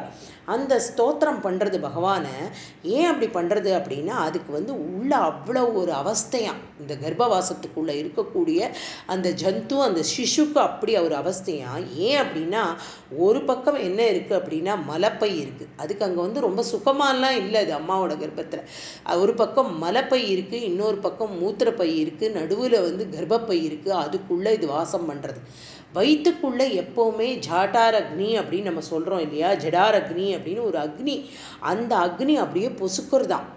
அந்த ஜடரா அக்னி இதை பொசுக்கிறது, இந்த கருவை, இந்த சிசுவை. அதை என்ன அப்படின்னா அந்த குழந்தையால் அது தாங்க முடியலையா, அதனால அது அப்படியே தன்னை குவிச்சுண்டு உட்கார்ந்துருக்கு இல்லையா. அப்படிப்பட்டு உட்காண்டிருக்கிற அந்த ரூபம் அதை நம்ம பார்க்குறோமே, நம்ம பிக்சரைஸ் பண்ணி காமிச்சிருப்பா அது எப்படி இப்படி தலைகீழாக இருக்குது அப்படிங்கிறது. அந்த அப்படி உட்கார்ந்துட்டு பிரார்த்தனை பண்ணுறதா. என்ன பிரார்த்தனை பண்ணுறது அப்படின்னா, இந்த ஜென்மாலையாவது எனக்கு இனிமே இது போன்ற ஒரு ஜென்மா, இது மாதிரி இன்னொரு கர்ப்பவாசம், அது நாயோட கர்ப்பவாசமாக இருக்கலாம், ஏதோ ஒரு பன்றியோட கர்ப்பவாசமாக இருக்கலாம், யானையோட கர்ப்பவாசமாக இருக்கலாம், தாயாரோடதாக இருக்கலாம், ஏதோ ஒரு கர்ப்பவாசம் இன்னொரு முறை எனக்கு வர வேண்டாமே அப்படிங்கிறத இந்த கர்ப்பத்தில் இருக்கக்கூடிய எந்த ஒரு சிசுவும் அதை பிரார்த்தனை பண்ணுமா. பிரார்த்தனை பண்ணிவிட்டு அது கேட்குறதான் உள்ள சுவாமிகிட்ட கேட்குறது. இது பகவான்கிட்ட பிரார்த்தனையில் என்ன கேட்குறது அப்படின்னா, இந்த ஒரு ஜென்மா ஒழுங்காவது ஏதாவது ஒரு சத்சங்கம், ஒரு ராமபக்தி பண்ணுறவாளாத்துலேயோ, ஒரு கிருஷ்ண பக்தி பண்ணுறவாளாத்துலேயோ, ஒரு பஜனை பண்ணுறவாளாத்துலேயோ, ஒரு அன்னதானம் போடுறவாளாத்துலேயோ, ஒரு சதாசர்வ காலமும் வயசானவா பெரியவா யார் இருக்காளோ அவளுக்கு கைங்கரியம் பண்ணக்கூடிய வீட்டிலேயோ என்னை வந்து ஒரு ஜனனம் எனக்கு கொடுக்க மாட்டியா அப்படின்னு அது கேட்டுன்னு இருக்கான் பகவான்கிட்ட. உள்ள அப்படியெல்லாம் இருக்குது. அப்படி பார்த்துட்டு இருக்கும்பொழுது என்ன அப்படின்னா, அப்படியாவது பக்தி பண்ணி கரையேறி இனிமே ஒரு ஜென்மா இல்லை அப்படிங்கிற ஒரு வாழ்க்கை எனக்கு கிடைக்காதா? திரும்ப திரும்ப இந்த லௌகீக வாழ்க்கை வேண்டாமே, இதில் எதுக்கு நான் உழலணும் அப்படின்னு கிருஷ்ணனை பகவானை பிரார்த்தனை பண்ணுறது. இப்போ என்ன ஆறுது அப்படின்னா, அது 7, 8, 9வது மாதம் ஆயிடுறது இல்லையா? பிரசூதி அப்படிங்கிற ஒரு பிரசவ வாயு, அந்த ஒரு காற்று வயிற்றுக்குள்ளே வந்து வருமா. அதுதான் தாயாருக்கு வலியாக வரக்கூடிய ஒரு விஷயம். அந்த பிரசூதிங்கிற வாயு வந்து இந்த சிசுவை வெளியில் தள்ளும்.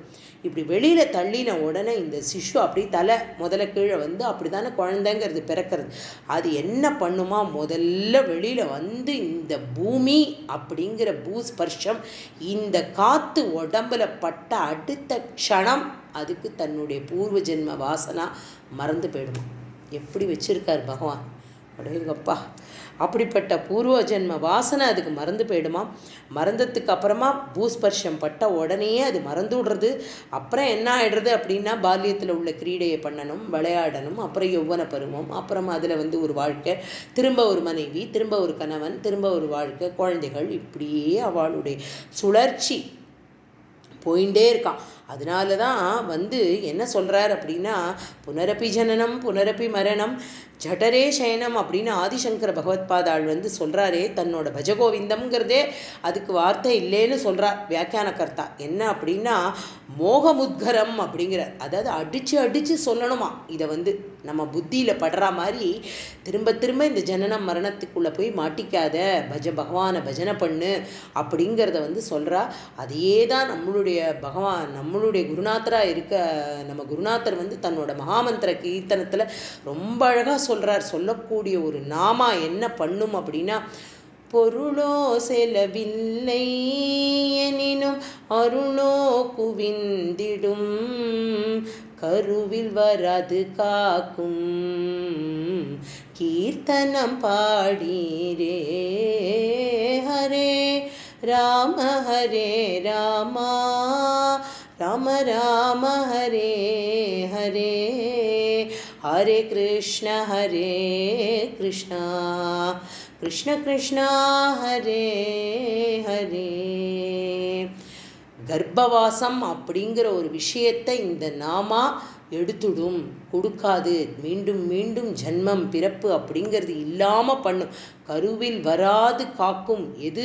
இந்த கீர்த்தனம். இந்த நாமத்தை சொன்னேன்னா, ஏன் இந்த நாமத்துக்கு பரம பைசா செலவில்லை, உன்னுடைய நேரம் செலவில்லை, வெறும் உன்னுடைய மனசு ஆத்மார்த்தமாக நீ சொல்லக்கூடிய இந்த நாமா, ஒரு பொருள் செலவில்லை. அப்படிப்பட்ட இந்த நாமாக்கு என்ன பிரதி அப்படின்னா, அருள் கொட்டும். அந்த கொற்ற அருள் என்ன கொடுக்கும்? கருவிலேயே மீண்டும் நீ ஜனனம் அப்படிங்கிற விஷயம் வராத அளவுக்கு நம்மளுடைய குருநாதரும் இந்த நாமமும் காப்பாற்றும் அப்படிங்கிறத குருஜி வந்து அவ்வளோ அழகாக 16 ஆவரணம் மாதிரி இருக்கக்கூடிய ஸ்லோகங்களாக பண்ணி குருநாதர் பெரிய மகாமந்திர கீர்த்தனம் பண்ணியிருக்கார். அது ஒன்றும் அது தனியாக ஒரு 2 நாள் சொல்லணும். மகாமந்திர கீர்த்தனத்தை பற்றி சொல்லணும் அப்படின்னா அப்படிப்பட்ட அருமையான விஷயத்தை வந்து சொல்கிறார்.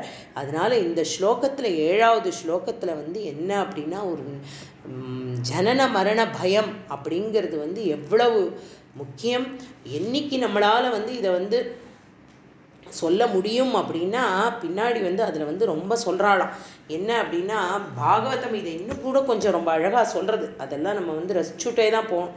என்ன அப்படின்னா, இந்த மரணத்தை அடையிறதுக்கு இப்போ பிறப்பை பார்த்துட்டோம். பிறக்கும் பொழுது இந்த சிசு என்னெல்லாம் கஷ்டப்பட்டது அப்படிங்கிறது நமக்கு நன்னா தெரியறது இல்லையா? அதனால் வந்து இது மரணத்தை அடையும் பொழுது வந்து என்ன பண்ணும் அப்படின்னா, இந்த பாப்பியான இந்த மனுஷ சரீரம் தனக்கு சக்தி இருக்கிற வரைக்கும் என்னெல்லாம் காரியங்கள் பண்ணணுமோ எல்லா காரியத்தையும் பண்ணும். ஏன்னா அதுக்கு வந்து அப்படி ஒரு உடம்புல அந்த ஒரு கம்பீரம் இருக்குது, என்னால் முடியும், நான் நான் நான் அப்படின்னு என்னோடதுன்னு எல்லாத்தையும் பொருளை சேர்க்கறது, ஆசையை சேர்க்கறது, எல்லாத்தையும் சேர்த்துப்பான். எல்லாம் ஆகி வயசு முதிர்ந்து வரும்பொழுது என்ன அப்படின்னா அந்த பொருளை சம்பாதிக்கிற ஒரு பக்குவம் அவனுக்கு இப்போ எடுத்து அப்படின்னா ஆற்றுல இருக்கிறவாளே அவனை மதிக்க மாட்டான். மனுஷா மனைவி மக்களே அவனை மதிக்காமல் போயிடுவா, அவனை லட்சியம் பண்ண மாட்டா. இன்னும் கொஞ்சம் சக்தி போய் அவனுக்கு வயசாக எடுத்துன்னு வச்சுக்கோங்க, இன்னுமே வேலையே செய்ய முடியாத எரும மாட்டை கொண்டு போய் எப்படி வந்து ஒரு கிழை எருதை வந்து எப்படி கட்டி போடுவாளோ அந்த மாதிரி ஒரு ஸ்திதியில் நம்மளை வச்சுடுவா. ஒரு பகவன் நாமாவோ பகவத் குணத்தை கேட்போம், அந்த மாதிரி சமயத்தில் இவாளெல்லாம் விட்டுட்டு, அதாவது ஒரு பக்குவம் அடைஞ்சு ஒரு வானப்பிரஸ்தம் தாண்டி ஒரு வயசு நமக்கு கிடைக்கும் பொழுது என்ன பண்ணணும் அப்படின்னா இந்த பந்தத்திலெல்லாம் மாட்டிக்காமல் பகவன் நாமாவை சொல்கிறத ஒரு கடமையாக வச்சுண்டாவது பண்ணணும் அப்படின்னு சொல்கிறது பாகவதம். அப்படி பண்ணினா அட்லீஸ்ட் அந்த ஒரு புண்ணியத்தினாலேயாவது நம்ம வந்து கரை சேருவோம், அப்படியாவது விவேகமாக பகவானை பஜிப்பானா அப்படின்னு பாகவதத்தில் கேட்குறது. அதனால என்ன அப்படின்னா வயசான காலத்தில் வந்து அந்த மரணத்தை எதிர்நோக்கி காத்துன்னு இருக்கிற அந்த சமயம் எப்படி இருக்கும் அப்படின்னா ஆற்றுல இருக்கிறவாளெல்லாம் நம்ம கூப்பிட்டா ஏன்னு கேட்கக்கூட அஜாமிளன் கத்தின்னு இருந்தான் இல்லையா, அப்படி கத்தி ஏதோ தனக்கு தெரிஞ்ச தான் பேர் கடைசி நேரத்தில் நாராயணான்னு வச்ச அந்த பேருனால அவனுக்கு வந்து கிடச்சிது, அந்த ஒரு பாக்கியம் கிடச்சிது, அவனுக்கு வைகுண்டத்தை அடைஞ்சான். அதனால வந்து அப்படிப்பட்ட தருணங்களில் நம்மளால் வந்து ஒரு ஹரே முகுந்தா நாராயணா அச்சுதா கிருஷ்ணா அப்படின்னு என்னை காப்பாற்ற முடியுமா அப்படின்னு கேட்கறதுக்கு அன்னைக்கு நமக்கு இருக்காது. அதனால தான் அழகாக பாபநாச சிவன் ரொம்ப சூப்பராக பாடிட்டு போயிட்டார். அன்று செயல் அழிந்து நமன் வரும் பொழுது சிவன் பெயனாவில் வராதே, ஆதலினால் மனமே இன்றே சிவநாமம் சொல்லி பழகு. இப்போ இந்த க்ஷணம் இன்னைக்கு இப்போவே நம்ம அந்த நாமத்தை சொல்லக்கூடிய ஒரு பழக்கத்தை கொண்டு வரணும். அப்படிங்கிறதுல வந்து அவ்வளோ மகான்கள்லாம் மாற்றி மாற்றி கதறிட்டு போயிருக்கா. என்ன காரணம்னா அன்னைக்கு ஒன்னால் சொல்ல முடியாது, அப்படி சொல்ல முடியுமா முடியாதான்னு எப்படி தெரியும் நமக்கு, அதனால் அன்றைக்கு இன்றே சொல்லி வைத்தேன் அப்படின்னு சொல்லியிருக்கா. பெரிய பெரிய ஆழ்வார்களாகட்டும் யாராக இருக்கட்டும் நாயன்மார்கள் எல்லாரும் பாடிட்டு போயிருக்கா. அப்படிப்பட்ட ஒரு பக்தியை வைக்கணும் அப்படிங்கிறது தான் நம்பூதிரியும் இந்த இடத்துல நாராயண பட்டத்திரி கபில வாசுதேவருடைய ரூபத்தில் குருவாயூரப்பன் தன் தாய்க்கு உபதேசமாக பண்ணக்கூடிய உபதேசம் லோகத்தில் இருக்கக்கூடிய அத்தனை ஜனங்களுக்கும் இந்த உபதேசம் சாத்தியம். அதனால இந்த உபதேசம் அத்தனை பேருக்கும் போகணுங்கிறதுல வந்து ரொம்ப பட்டத்திரி இது அவ்வளோ விரிவாக இவ்வளோ பெரிய விஷயத்தை வந்து ரொம்ப அழகாக தன்னுடைய பாண்டித்யத்தினால இவ்வளோ அழகாக அந்த ஸ்லோகங்களாக அதை வடிவமைச்சு கொடுத்துருக்கார். அதுக்கப்புறம் 8வது ஸ்லோகத்தில் வரார். பித்ருசுரகணயாஜி தார்மிகோ யோ கிருஹஸ்தஹ சச்ச நித்மிபததி காலே தக்ஷிணாத்வோபகாமி மயி நிஹிதமகாமம் கர்மதூதக் பதார்த்தம் கபிலதனுரிதித்வம் தேவஹூத்யை நெகாதி.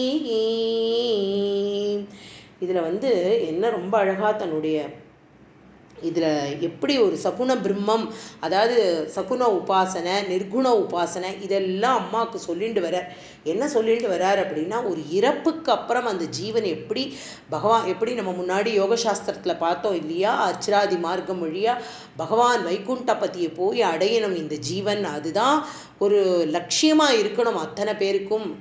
ஜீவனை உருவாக்கின அந்த பகவானுக்கு நன்றியாக இந்த ஜீவனை திருப்பி கொண்டு போய் அவனுடைய திருவடியிலேயே போடணும், அதுதானே முக்கியம். இப்படிப்பட்ட ஒரு ஜீவனை கொடுத்துருக்கார், இப்படிப்பட்ட ஒரு தேசத்தில் நம்மளை பிறக்க வச்சிருக்கார், இப்படிப்பட்ட கிரந்தங்களை கையில் கொடுத்துருக்கார், இப்படிப்பட்ட பகவானுடைய ஒரு ரூப லாவண்யம் பகவானுடைய மகாத்மியம் எல்லாத்தையும் தெரிஞ்சுண்டு அந்த பகவானுக்கே நம்மளை அர்ப்பணம் பண்ணணும் அப்படிங்கிறது தான் ஒவ்வொருத்தருடைய லட்சியமாக இருக்கணும். அப்படிப்பட்ட லட்சியத்தை வந்து இந்த இடத்துல அம்மாவுக்கு வந்து அழகாக அவர் வந்து சொல்கிறார்.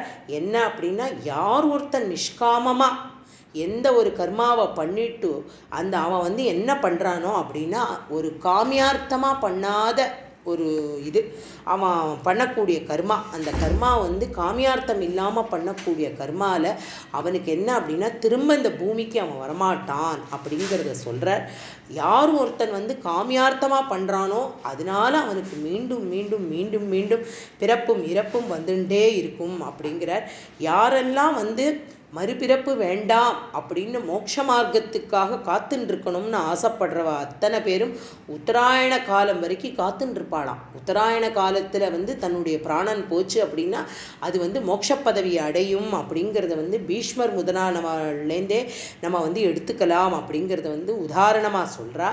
அதுக்கப்புறமா வந்து என்ன அப்படின்னா பகவத் உபாசனம் அப்படிங்கிறது வந்து பண்ணுறதுனால என்ன தெரியறது அப்படின்னா இந்த தேவகூதி அம்மாவுக்கு வந்து பக்தியினுடைய பிரவாகத்தையும் பகவானுடைய மேன்மையும் அதை வந்து சகுண உபாசனமாக, அதாவது பகவானை பூஜை பண்ணி பகவானுக்கு அர்ப்பணம் பண்ணி அந்த நிர்குணமான அந்த பகவத் சாட்சா்காரத்தை சகுண உபாசனம் மூலமாக பண்ணி நிர்குணத்தை அடையணும் அப்படிங்கிற அந்த ஒரு இந்த யோகத்தை வந்து அம்மாவுக்கு சொல்லி கொடுக்குறார். அப்படி சொல்லி கொடுத்துட்டே வந்தவர் என்ன பண்ணுறார் அப்படின்னா அம்மாவை பார்த்து கேட்குறார், இதெல்லாம் உனக்கு ஏதாவது புரியுறதாம்மா, நான் சொன்னது ஏதாவது உனக்கு புரிஞ்சுதா அப்படின்னு அம்மாவை கேட்குறார். அம்மாவுக்கு அப்படியே அதி ஆச்சரியமாக இருக்குது. இத்தினோண்டு கபில வாசுதேவர் சாக்ஷாத் பகவான் கர்ப்பவாசத்தில் இருந்து நம்மக்கிட்ட நம்மளோட பிறந்து தன்னுடைய அப்பாவுக்கு அனுகிரகம் பண்ணி கர்த மகரிஷியை மீண்டும் நீங்கள் வந்து தவம் பண்ண போங்கோ, உங்களை நானே திரும்ப எடுத்துப்பேன், என்னுடைய தாய் உங்கள் வந்து நம்மளோட அம்மாவுக்கு வந்து இந்த உபதேசத்தை பண்ணுறேன் அப்படின்னு வந்து நான் சொன்ன என்னுடைய குழந்தை அந்த இடத்துல வந்து வியாக்கியானகர்த்தாள்லாம் என்ன சொல்கிறா அப்படின்னா ஒரு உபதேசம் அப்படின்னா வந்து பார்க்கக்கூடாதான் யார், அதாவது இந்த இடத்துல வந்து தாயார் புத்திரன் அப்படிங்கிற பாவமெல்லாம் இல்லை, ஒரு குரு சிஷ்ய அப்படிங்கிற ஒரு அனுபவம் தான் அந்த இடத்துல இருக்க முடியுமா. சாக்ஷாத் பரமேஸ்வரனுக்கு குருகுகனாக இருக்கக்கூடிய முருகன் உபதேசம் பண்ணலையா, அந்த மாதிரி வந்து நம்மளுடைய சாக்ஷாத் ஸ்ரீரங்க பெருமாளாக இருக்கக்கூடிய நம்பி அவருக்கு இவருக்கு ரங்கநாதருக்கு வந்து ராமானுஜாச்சாரியால் வந்து உபதேசம் பண்ணலையா, எப்படியெல்லாம் வந்து கேட்குறா இல்லையா. அப்படிங்கிறச்ச வந்து அந்த ஒரு ஸ்தானத்தில் தாயார் வந்து குழந்தைய மேலே அப்படி உட்காண்டிருக்கானா, கீழே வாய் மூடி தாயார் உட்காண்டு இந்த உபதேசத்தை எல்லாம் கேட்டுண்டு அப்படியே பார்க்குறா கண்ணனை. அப்படியே கபிலவாசுதேவன் கிருஷ்ணன் தானே அவன், அந்த குருவாயூரப்பன் தானே, அவனை பார்த்து அப்படியே பிரமிச்சு போகிறா. அப்போ அம்மாட்ட கேட்குறார் அவர், இப்படியே வந்து நீ என்னையே பார்த்துட்டு இருக்கியேம்மா, நான் இவ்வளோ சொன்னேனே, இதெல்லாம் உனக்கு ஏதாவது புரிஞ்சுதா அப்படின்னு அம்மாவை கேட்க அம்மா அழகாக பதில் சொல்கிறாளாம். என்ன சொல்கிறா அப்படின்னா, நீ உன்னோட பவள வாயை வச்சுட்டு இப்படி மூடி திறந்து தலையை ஆட்டி இப்படி எல்லாம் ஒரு பாவமாக நீ வந்து ஒரு ஆக்ஷன்லாம் பண்ணி இவ்வளவு அழகாக இது எல்லாத்தையும் உன்னுடைய தாயாருக்கு புரிய வைக்கணும்னு நீ இவ்வளோ சிரமம் பண்ணிண்டு எது சாட்சா்காரமோ அந்த சாட்சா்காரமே எனக்கு முன்னாடி நின்றுண்டு இத்தனையும் சொல்லின்னு இருக்கே, அதெல்லாம் யோசிக்கிறதுக்கு பதில் அதெல்லாம் நான் பண்ணுவேனா, எனக்கு புரிஞ்சுதா முடிஞ்சுமா அப்படிங்கிறதெல்லாம் நான் இப்போ நினைக்கல. இப்போ எனக்கு எய்த்தாப்பில் அப்படியே முக்த பாலகனாக நின்றுண்டு இப்படி இவ்வளவு அழகாக இதை வந்து எனக்கு உன்னுடைய கண்கள்லேருந்து அந்த காருண்யத்தை பொழிஞ்சுண்டு எனக்கு நீ இதை சொல்கிறையே, இந்த ரூபத்தை தியானம் பண்ணினாலே கரை சேர்ந்துடுவேனேடா அப்படின்னு அம்மா தேவகூதி வந்து சொல்கிறா. அப்படி ஒரு சந்தோஷம் ஆயிடுறார் பகவான். என்னன்னா இந்த இடத்துல என்ன எப்படி எடுத்துக்கணும் அப்படின்னா, யாரை தியானம் பண்ணணும், யாரை பூஜை பண்ணணும், யார்கிட்ட இது பண்ணணும்னா அந்த தியானம் அப்படின்னு சொல்லக்கூடியவனே தியானம் பண்ணினா போருமே, அவன் தானே இங்கே சாட்சாத் பகவானாக இருக்கான். அப்படிப்பட்ட கபிலவாசுதேவரையே அந்த அழகையே மனசில் அப்படியே ரமிக்க வச்சுட்டா தேவகூதி அம்மா. அப்படி தேவகூதி அம்மா வச்சுன்றதுக்கு அப்புறமா தன்னுடைய பகவானை இப்படி தியானம் பண்ண ஆரம்பிச்சு விட்றா. அதுக்கப்புறமா இந்த 9வது ஸ்லோகத்தில் என்ன சொல்கிறார் அப்படின்னா, இதி சுவிதித வேத்யாம் தேவகே தேவஹூதிம் கிருதனுதிமனுகிருஹ்ய த்வம் கதோ யோகி சங்கைஹ விமலமதிரதாசௌ பக்தி யோகேன முக்தா த்வமபி ஜனஹிதார்த்தம் வர்த்தசே பிராகுதீஷ்யாம்.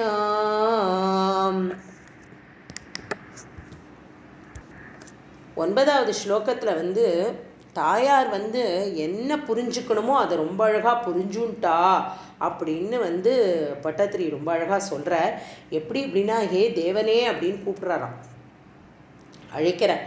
தேவனே அப்படின்னா அது யாரால் அந்த வார்த்தை உபயோகப்படுத்த முடியும், யாருக்கு அந்த வார்த்தை பொருந்தும் அப்படின்னா, யார் ஒருத்தர் வந்து கருணையோட உபதேசம் பண்ணி இந்த தெய்வத்தை பார்க்க முடியும், அந்த தெய்வாம்சம் பொருந்திய ஆச்சாரியர்களுக்கு சேவை பண்ணுறதுனால அந்த பகவானை பார்க்க முடியும் அப்படிங்கிறத வந்து எப்படி சொல்கிறானோ அவனுக்குத்தானே அந்த தேவன் அப்படிங்கிற பெயர் அப்படிங்கிறார் பட்டத்திரி. அதில் வந்து இந்த இடத்துல பாகவதத்தில் வந்து தேவகூதி வந்து தானே ஒரு இது சொல்கிறா, ஸ்தோத்திரம் பண்ணுறா பகவான்கிட்ட. இந்த இடத்துல தம் துவாமகம் பிரம்ம பரம் புமாம்சம் பிரத்யக்ஷோதசி ஆத்மனி சம்விபாவ்யம் ஸ்வதேஜசா த்வஸ்தகுணப்பிரவாகம் வந்தே விஷ்ணும் கபிலம் வேதகர்ப்பம். கபில வாசுதேவனா அவதாரம் பண்ணியிருக்கிற பகவானே நான் உன்னை நமஸ்காரம் பண்ணுறேன் அப்படிங்கிறா சொல்கிறா. அம்மா, வெளி விஷயங்கள்லாம் என்னுடைய மனசு போகாமல் பரபிரம்மமாக இருக்கக்கூடியவன் நீதானே. இப்போ நான் உன்னையே கண்ணுக்கு முன்னாடி பார்த்துட்டு இருக்கேனே, உன்னோட தேஜஸ்னால நீ என்னோட ஜனனம் மரணம் அப்படிங்கிற இந்த பிரவாகம் எல்லாம் என்னை விட்டு போயிடும். அதனால வந்து விஷ்ணுவாக இருக்கக்கூடிய பரமபுருஷனும் நீதான், அத்தனை வேதங்களும் நீதான், அதை எல்லாத்தையும் உள்ள வச்சுருக்கிறவனான ஒன்றை நான் நமஸ்காரம் பண்ணுறேன் அப்படின்னு தேவகூதி வந்து ஸ்லோகமாகவே சொல்கிறா, ஸ்துதி பண்ணுறா பகவானை பார்த்து. அதை தான் கிருத்தனுதிம் அப்படிங்கிற தன்னுடைய ஸ்லோகத்தில் வந்து தேவகூதி பண்ணக்கூடிய ஸ்லோகங்கள்னால் கிருத்தனுதிம் அப்படின்னா சின்ன பதத்தில் போட்டிருக்கார். ஆனால் அதுக்கு அப்படிப்பட்ட ஒரு அர்த்தம் இருக்குது. எப்படின்னா பகவானை ஸ்துதி பண்ணினா அப்படிங்கிறத வந்து இந்த இடத்துல சொல்கிறார். தாயாருக்கு வந்து பகவான் அப்படி ஒரு அனுகிரகத்தை கொடுக்குறார். அதனால வந்து என்ன அப்படின்னா, பக்தி யோகத்தை வந்து கபிலர்கிட்ட உபதேசமாக வாங்கிண்டா. அதே மாதிரி பல யோகிகள் இதே மாதிரி உபதேசம் பெற்ற பல யோகிகள் வந்து கூட்டமாக வந்து என்ன பண்ணுவா அப்படின்னா வந்து தன்னுடைய தாயாரையும் அழைச்சிண்டு போயிடுவா. தேவகூதியும் தன்னுடைய உபதேசம் பெற்ற தாயாரையும் அழைச்சிண்டு போய் இந்த பக்தி அப்படிங்கிற ஒரு சித்தாந்தம், இந்த பக்தி அப்படிங்கிற ஒரு சாதனா பக்தியாக இருக்கக்கூடிய இந்த சத்சங்கத்துக்குள்ள தன்னுடைய அம்மாவும் போய் சேர்ந்து அவளும் முக்தியை அடைவாள் அப்படின்னு பாகவதம் சொல்கிறது. அதையே முக்தி அடைந்தாள் அப்படிங்கிறத வந்து பட்டத்திரி வந்து ரொம்ப அழகாக சொல்கிறார். அதனால் வந்து இந்த ஸ்லோகத்தில் வந்து தாயார் வந்து அழகாக பகவானுடைய திருவடி எப்போவுமே பகவானையே ஸ்மரிச்சுட்டே இருந்து பகவானுடைய திருவடியில் போய் சேர்ந்து விடுறா அப்படிங்கிறத வந்து ரொம்ப அருமையாக சொல்கிறார் இந்த ஸ்லோகத்தில். 10ஆவதா இருக்கக்கூடிய ஸ்லோகத்தில் பரமகிமுபூத்யா த்வத்பதாம் போஜபக்திம் சகல பயவினேத்ரீம் சர்வகாமோபநேத்ரீம் வதசி கலு திருடம் த்வம் தத்விதூயாமயான்யே குரு பவனபுரேஷ த்வயுபாதஸ்த்வபக்திம். ரொம்ப அருமையாக வந்து இப்படி பலவிதமான பேச்சுக்களை எல்லாம் பேசி பிரயோஜனம் இல்லைப்பா அப்படிங்கிறார் பகவான் பட்டத்திரி வந்து குருவாயூரப்பட்ட சொல்கிறார். இப்படி பேசி பொழுத கழிக்கிறதுல என்ன காரணம், என்ன கிடைச்சுட போகிறது, ஒன்றுமே கிடைக்காது. இது எல்லாத்துக்கும் மேலே எது ஒரு அழியாத வஸ்து, அதுதான் பகவான் அப்படிங்கிறது வந்து புரியுறது. அந்த புரிஞ்ச பரம வஸ்துக்கிட்ட நம்மளுடைய பக்தியை வைக்கணும் அப்படிங்கிறத வந்து சொல்கிறார். அதே மாதிரி ஜனங்களுக்கு ஏற்படக்கூடிய பயம் அப்படிங்கிற விஷயம் அது வந்து எங்கே போகும் அப்படின்னா பகவானுடைய சரணாரவிந்தத்தில் பண்ணக்கூடிய பக்தி தான் அதை போக்கும் அப்படிங்கிறத சொல்கிறார். அதே மாதிரி இந்த இடத்துல பட்டத்திரி கேட்குறார் என்ன அப்படின்னா, யாரெல்லாம் என்னெல்லாம் ஆசைப்படுறாளோ அதை எல்லாத்தையும் நீங்கள் நிச்சயமாக கொடுப்பேள் அப்படிங்கிறது எனக்கு நன்னா தெரியும். அந்த நம்பி தான் நான் உங்கள்கிட்ட பக்தி பண்ணின்னு இருக்கேன் அப்படின்றத வந்து பட்டத்திரி அழகாக சொல்கிறார். நீங்கள் தான் சத்தியம். ஏன்னா பகவான் என்னைக்கானும் வந்து ஒரு அசத்தியமான ஏதாவது ஒரு வார்த்தையை சொல்லியிருக்க முடியுமா? பகவான் என்ன நினைக்கிறானோ அது எல்லாம் சத்தியஸ்வரூபி அப்படின்னு தானே சொல்கிறோம் இல்லையா? சத்தியம் சத்தியம் புனഃசத்தியம் நம்ம பார்க்குறோமே பாகவதத்தில். குழந்தை பிறந்த உடனே அத்தனை தேவர்களும் ஸ்துதி பண்ணுறா, எப்படிப்பட்ட ஒரு சத்தியஸ்வரூபமே இங்கே அவதாரம் பண்ண போகிறது அப்படிங்கிறார். சத்தியத்தை தவிர வேறு எதுவுமே இல்லை. அப்படிப்பட்டவர் நீங்கள் ஒரு தாயார்கிட்ட சத்தியத்தை சொல்லாமலா இருப்பேன்? நீங்கள் சொன்னது அத்தனையுமே சத்தியம்.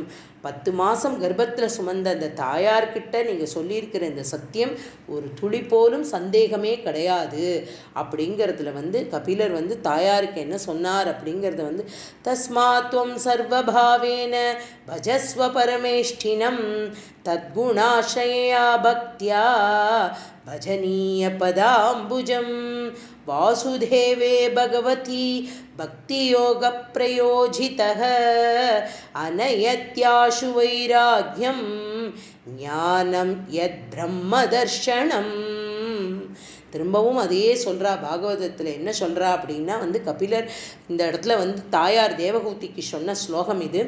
எப்படி அப்படின்னா, யார் ஒருத்தன் கர்மா பண்ணுறவன் அந்த கர்மாவை இச்சையாக பண்ணி பகவானுக்கு அர்ப்பணம் பண்ணாமல் அந்த கர்மாவை காமியார்த்தமாக யார் பண்ணுறானோ அவன் திரும்ப திரும்ப பூலோகத்துக்கு வந்துட்டே இருப்பான். அவனுக்கு திரும்ப அவன் எதில் ஆசை வச்சுருக்கானோ அதுலேயே, எப்படி ஜடபரதரோட கதையை நம்ம பார்க்குறோம் இல்லையா, எதில் ஆசை வச்சாரோ அதையாவே மீண்டும் பிறப்பெடுக்கிறார் அப்படின்னு.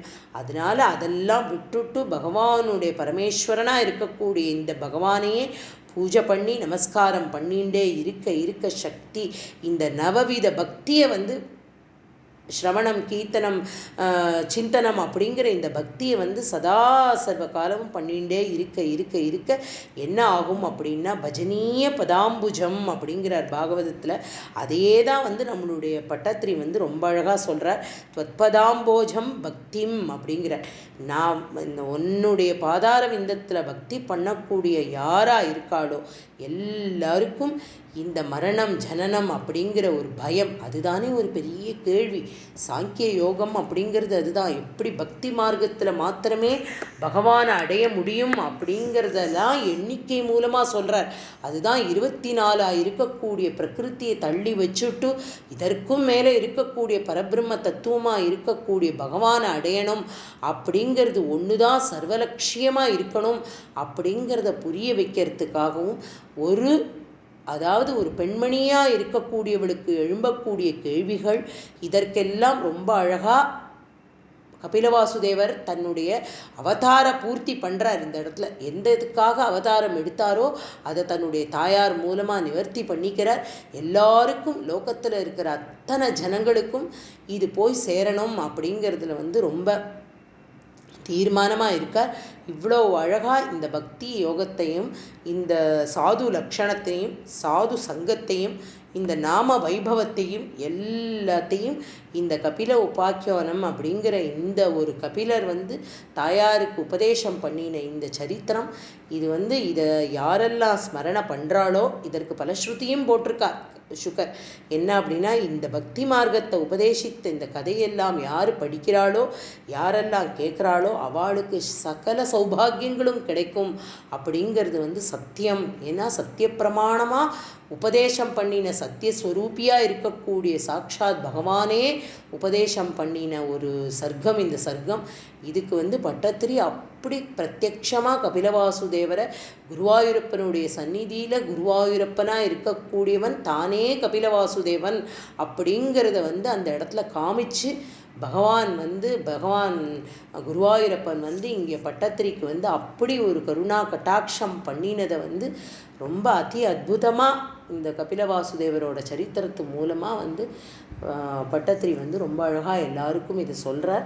இதனால் நமக்கு எல்லாருக்கும் என்ன புரியுறது அப்படின்னா பக்தி அப்படிங்கிறது பகவானுடைய கிருபா கருணை இல்லாட்டி கிடைக்காது. அது கிடைக்கிறதுக்காக என்ன பண்ணணும் அப்படின்னா, ஒரு நல்ல சத்சங்க மார்க்கத்தில் நம்மளுடைய மனசு உடம்பு ரெண்டையும் கொண்டு போடணும்.